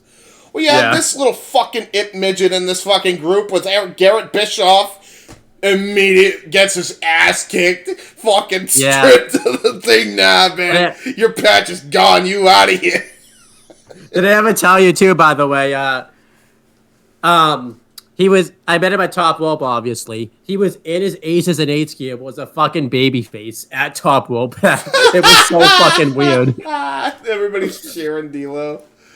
But anyhow, D'Lo Brown went on to. He somehow ended up back with Impact Wrestling. I think like in 2018. Had a really good run as a color commentator, and then I don't know why they took him off. I like the commentary now with Tom Hannafin and Matthew Winwall, but I hate the fact. I disagree. I think it's unimaginative. I don't know why. Like for some reason. Striker and D'Lo was the best they had, and I think the best dynamic. If Impact would ever go back to a 3-man booth again, I genuinely believe Striker, D'Lo, and Morrow was the best team that Impact ever made since Don West and Mike Tenay. Yeah, I still think I'm still so shocked because we're talking about D'Lo, so it's relevant. How well D'Lo kept up with Striker and Winalo. I couldn't believe how well he kept up with them. Yeah, for real. Yeah. I really think that's one thing I don't like about Ono going to Impact is they wrote D'Lo off a commentary that way. Like they took D'Lo from me on commentary. Like I don't like I said. I didn't like it. I don't mind Matthew Wayward on commentary, but what sucks is they make him the heel sometimes, and he's not good when he has to be a heel. Good when he has to forcefully be a fucking heel. Like it's funny because I think 205 Live used him the best. Like he was great in 205, but like I don't know, here is not great. That's just me though. Maybe that's just. But anyhow, but yeah, D'Lo's back in a backstage role now in Impact. We mentioned Grandmaster Sexay before. I'm pretty sure we have because we did it. Unfortunately, very tragic. Yeah. Which, by the way, I mean, poor fucking Jerry, dude, because, like, they fucked him over. Like, they fucked that entire family over. Like, what a complete neglect of the fucking justice system, dude. Holy shit. Yeah. As for Mosh, he went on to be in that tag team with D'Lo Brown with Tiger Riley Sin. Yeah, well, he went. Well, believe it or not, it was actually a tag team strictly with D'Lo first, and then then the Tiger Alley Singh influence came in, and then they became turban wearers, and then Drew Curry, and that buried them. It's fucking weird because they were actually a really good unit. They were actually a really good team, and then they just nope. And then he became Chaz. I don't know if you remember that gimmick. What the fuck? Who's Chaz? That was him. That was his ring name when he was when he was with D'Lo. So. Oh, there you go. Yeah, that's right. Chaz and D'Lo, right? And then he worked the Indies for a while. Still kind of working the Indies a little bit today. The Headbangers came back in 2016 on SmackDown, and they did nothing with him at all. That was fucking so odd. And they were in great shape, too. Yeah. And they did nothing with him. I was surprised, too, because you would have thought they would have had, like, at least a program between them and versus Heath and Rhino. Or the Usos. Since or the Usos, yes. Oh, my God, that would have been great. We mentioned Christian before. We've mentioned Rikishi before. We mentioned Scotty 2 Hotty before. We mentioned Steve Blackman before. We mentioned Viscera in Rumble 2008. We mentioned Big Boss Man before. We mentioned Test. The British Bulldog won SummerSlam 92 Retro. Gangrel, after this, became a coach backstage and stuff like that, then was released and then he became a porn director and was fanging and banging. Yeah, and then he would make created one of the greatest rap lyric to any Jim Johnson tune in the history of ever. So if you haven't listened to it, go search up "Fangin' and Bangin'." And then he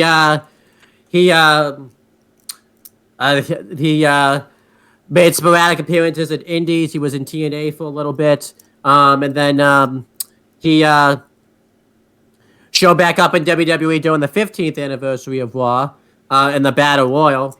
And then he was in the right before the pandemic. If you remember, he was a surprise entrant in the Battle Royal during the ROH show that they did, where it was like free, that Marty Scurll like completely booked and everything like that. And then Free Enterprise, that's the name of the show. Yeah, Free Enterprise, yeah. And then I think the most recent appearance was when he showed up on Rampage with the Young Bucks, and they did that thing where they pretended to be the Hardys and all that. Right. That's the last. Right. Yeah. Yeah. I do remember that. Actually, I do remember that. Yeah. And then they fucking turned on Gangrel, and then the Hardys, reformed the New Brood for like one night. I don't think anyone really remembers that because it was on like Rampage right before like Double or Nothing, and I think all that MJF stuff was kind of coming out a little bit, and then a lot of the fucking drama was coming out a little bit. To be fucking honest. So that's why no one really remember. I think the Jeff Hardy thing happened shortly after this too, so that's why no one really talked. Yes, because they were supposed to win the tag team titles, and then they were actually supposed to be in Swerve in Our Glory spot, and the Acclaim was supposed to take the belts off them, and then they had to change plans, I think. No, so I think what happened, actually, since we're talking about it, yes, they were supposed to win the tag belts and stuff, but they ended up, Jeff got hurt in the Double or Nothing match anyway, so they were going to do an angle where they were going to do a thing where they got attacked backstage, and then I think they probably they were going to probably that triple threat match was Swerve and Our Glory won the tag belts. They probably would have just won the match. And then that would have furthered the angle with Swerve being a psychopath. Okay, with the mogul affiliates thing. Okay, yeah, that actually makes sense. To be fair. Yeah. So that's Gangrel. We mentioned Edge before. Bob Backlund would make sporadic appearances in WWE/F, and he actually was in TNA during the beginning stages as like an authority figure, and there's actually ironically enough, it's because of Bob Backlund we have the ankle lock because he was Kurt Angle's coach, and Kurt Angle turned on him, and I think that's how the ankle lock debuted. So that's pretty interesting fact right there. Bob Backlund came back. He would make sporadic appearances again. The most notable thing he did was he was Darren Young's manager when they were doing the Make Darren Young Great Again segment. Yeah. Well, then he got injured, and then they fucking gave up on him, and then released him, and now he's doing way bigger. He's doing way better in New Japan. I think he's the fucking inaugural, right? No, he's the second because he won it off of Tom Lawler, right? So he's the second ever New Japan Strong Openweight champion, which is their main belt, I believe, over there. Correct. So there you go. Darren Young, not Bob Backlund, by the way. Not Bob Backlund. We're talking Fred Rosser, a.k.a. Darren Young. By the way, really good fucking gimmick, which is a bisexual guy who tends to lean more so towards gay. Or no, he might be fully gay. Is he fully gay? I don't know. It's one of the two. He's fully gay, yeah. Fully gay guy who doesn't act like a complete raging gay guy. And is just a regular dude like everybody else. It's kind of funny how that works. Orlando Jordan. Sorry, continue. I thought you were gonna go the FA route because that's but whatever. FA. That's the FA? You don't remember FA? That's the guy that Jeff Jarrett fought at the GCW show last year? FE. Well, okay. Oh, FE. Well, okay. In defense of Effie is supposed to be outlandish, and to be fair, Effie's actually a good worker, and the whole shtick is comedy, and it's in a promotion that's indie at best anyway. Orlando Jordan's, he had no redeeming qualities, his in-ring work sucked, and it was just terrible all around. It was on national television, so, you know. Going through Chris Jericho, we mentioned Crash Holly, we've mentioned China, we've mentioned Farouk, we've mentioned Road Dogg, we mentioned El Snow, we mentioned Val Venus, Prince Albert, Hardcore Holly. The Rock, the only thing new we could say about him is he's possibly going to come back this year. It's heavily rumored to win the 2023 and released a song with Tech 9. There you go.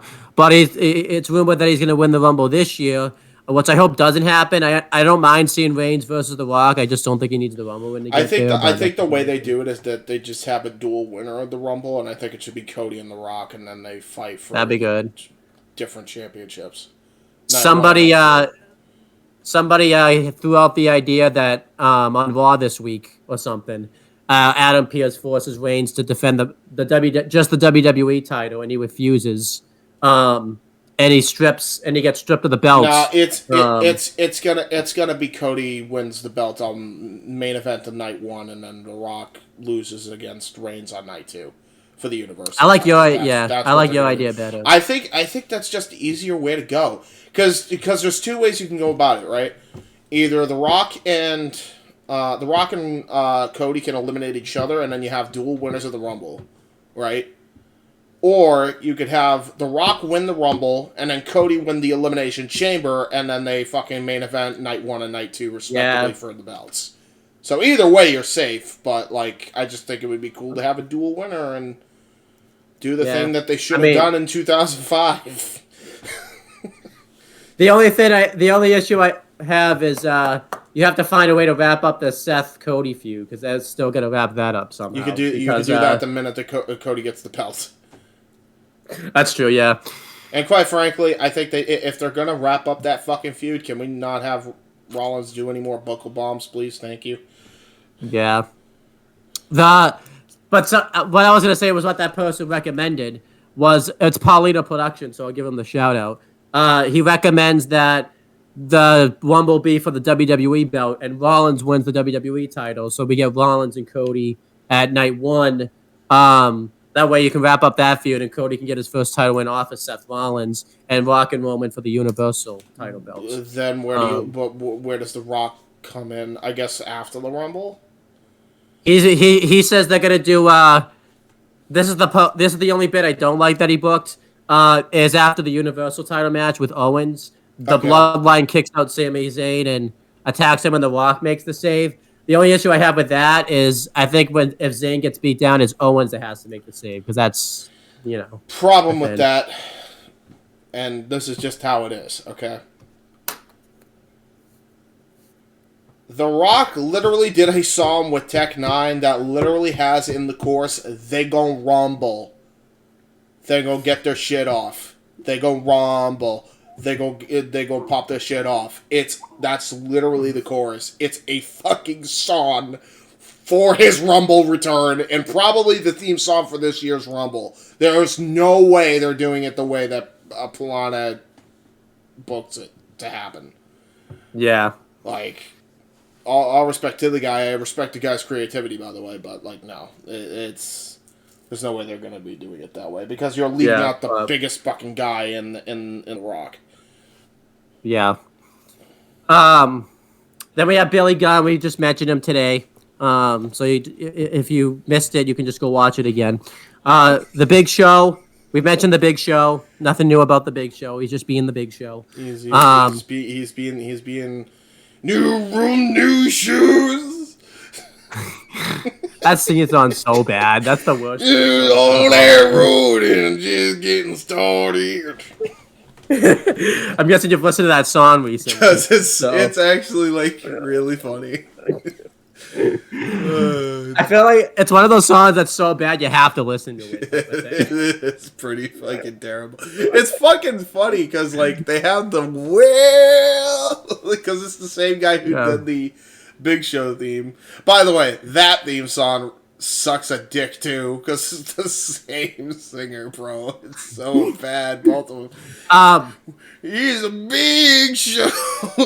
Every time I hear that theme, like I just think of the YouTube poop where they cut out the Big Show part, and it just goes, "It's a bee." It just shows him as a big ass bumblebee. It's so good. I still think the worst AEW theme that you told me about, and you can't find it anymore because of recent, is Taz's first theme, not the one. Yeah. The Path of Rage. Beat me if you can.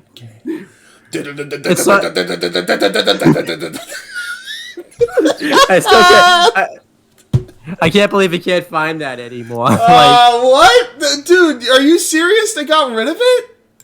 Nah, man, you gotta keep that for the culture. Nah, that's sad. Hold on, let me. But anyhow, continuing. I'm looking this up. No, wait. Taz is first. We're going long anyway, so let me try to find this. Yeah, why not? Taz's first AEW theme. Please, no. Oh my god! No! It's not here! It is! It is! It's on topic! Path of Rage! I found it! I found it! Don't play it. Don't play it. Play it for me when we're done. Yeah. I'll have that ready to go. But it's there. It's Path of Rage. Specifically, the title of the video is Path of Rage, parenthesized Taz A.E.W. space theme unparenthesized. All right. Yeah. Next, so that's Bradshaw. We mentioned where he is. We mentioned where Kane is. We mentioned where the Godfather is, and we mentioned where X-Pac is. Yeah. Everybody has stayed the same that from the point we talked about them. So they haven't changed except the Big Show. He has new views and new. He got new room, new shoes. I still think it's road.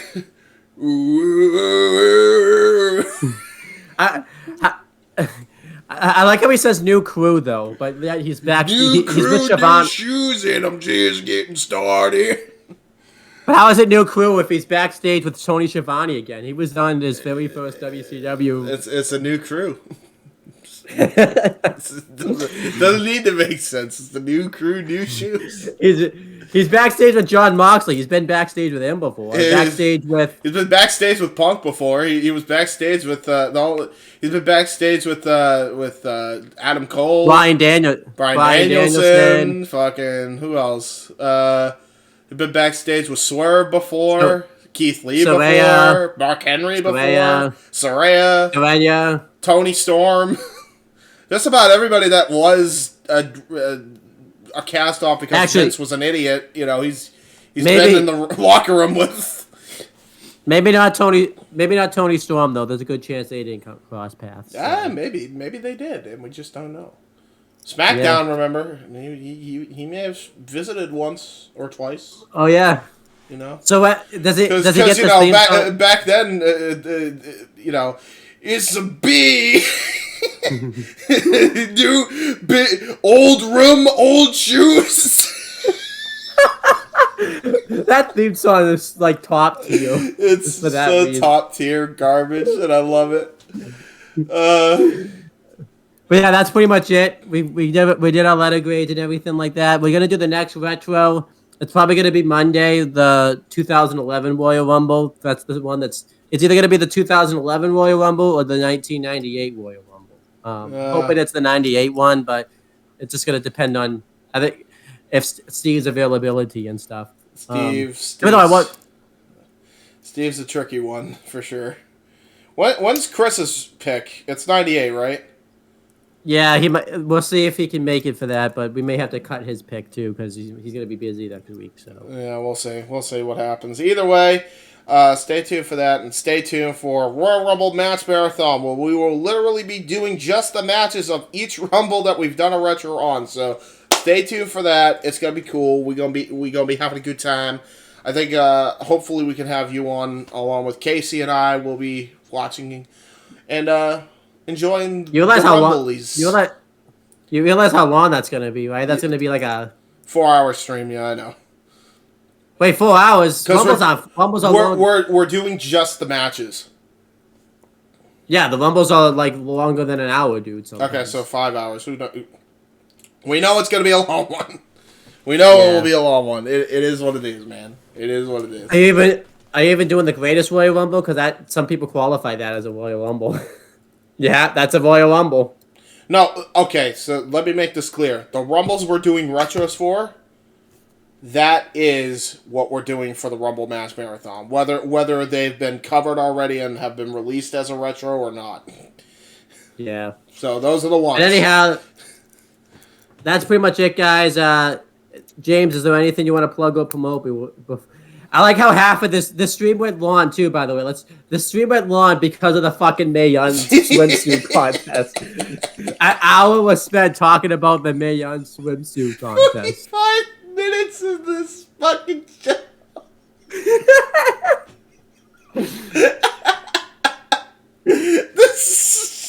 This stream sucks.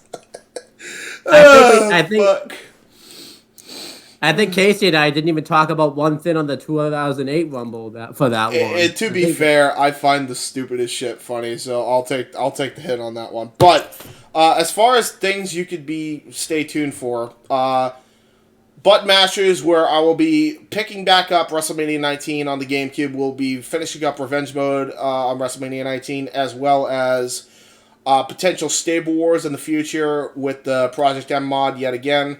Looking to get 3 new people to crown a new Stable Wars champion, like a little trophy.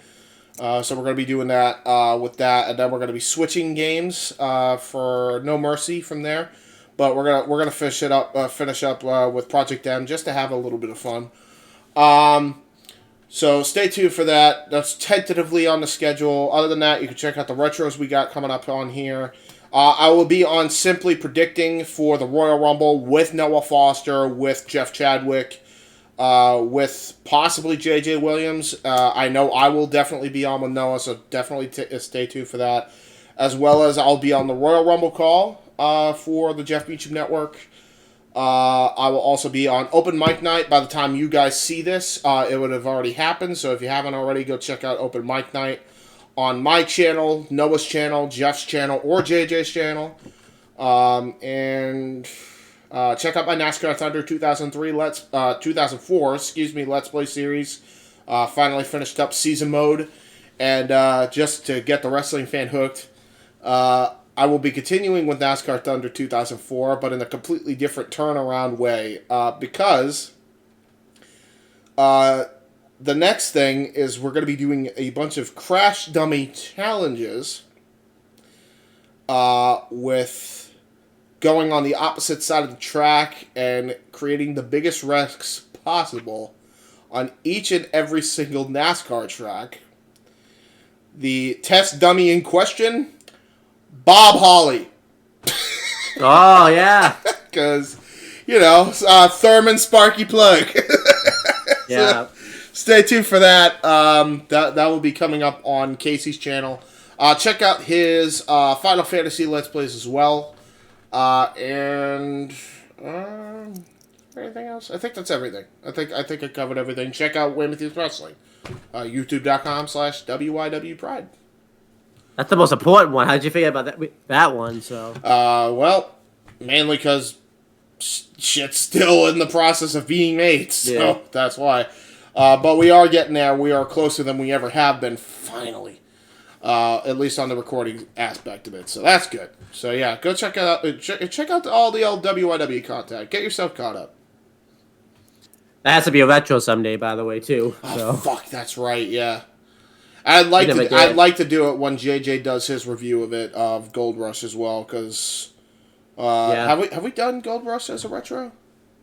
We haven't done any WIW as a retro. So. Really? Okay, yeah. So we should probably definitely do that at some point.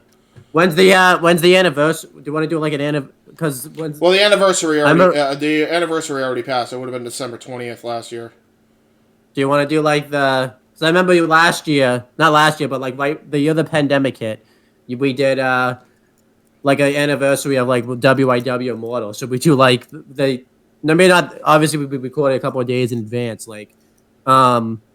Well, honestly, it's one of those things where we'll cross that bridge when we get to it. Because right now I'm just focused on trying to get the here and now done and get the actual content we need to get finished done. But we'll go from there. That'll be a long retro too, because the freaking show itself when we reviewed it was fucking long. And that was without career. That was without career retrospect. I mean, there'd be no career retrospectives. So yeah, we'll do what we can. It'll all depend, really. But anyhow, as for my stuff, you can check out all the retros on this channel. Like I said, we're gonna try to do the most retros this year.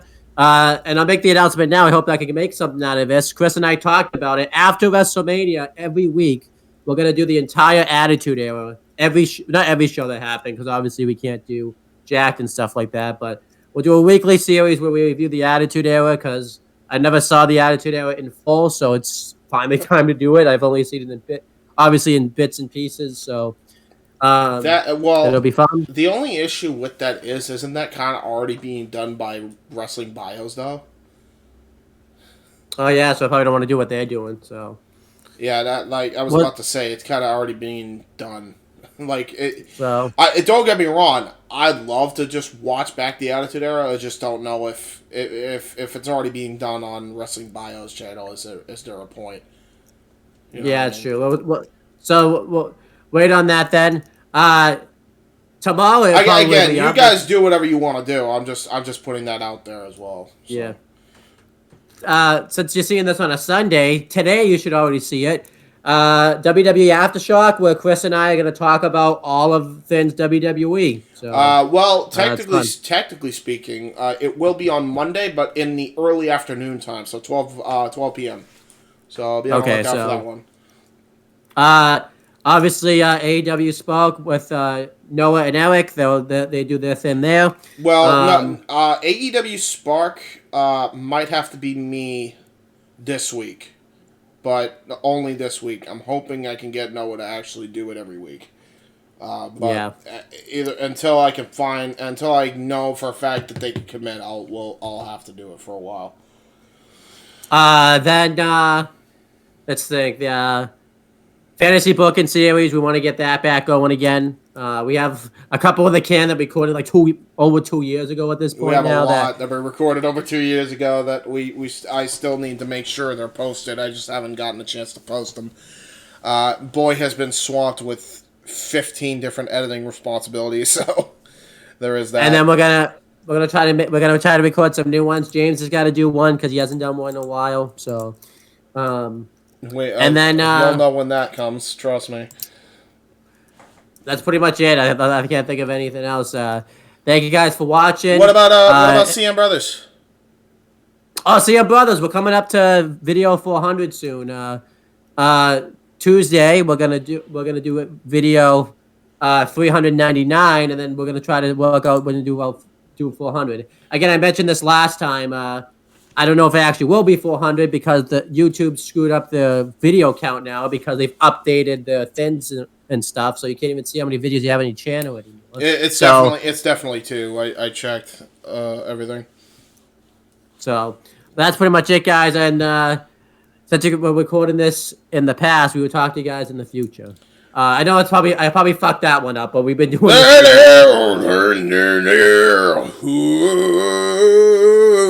retros. This is now our life. Woo!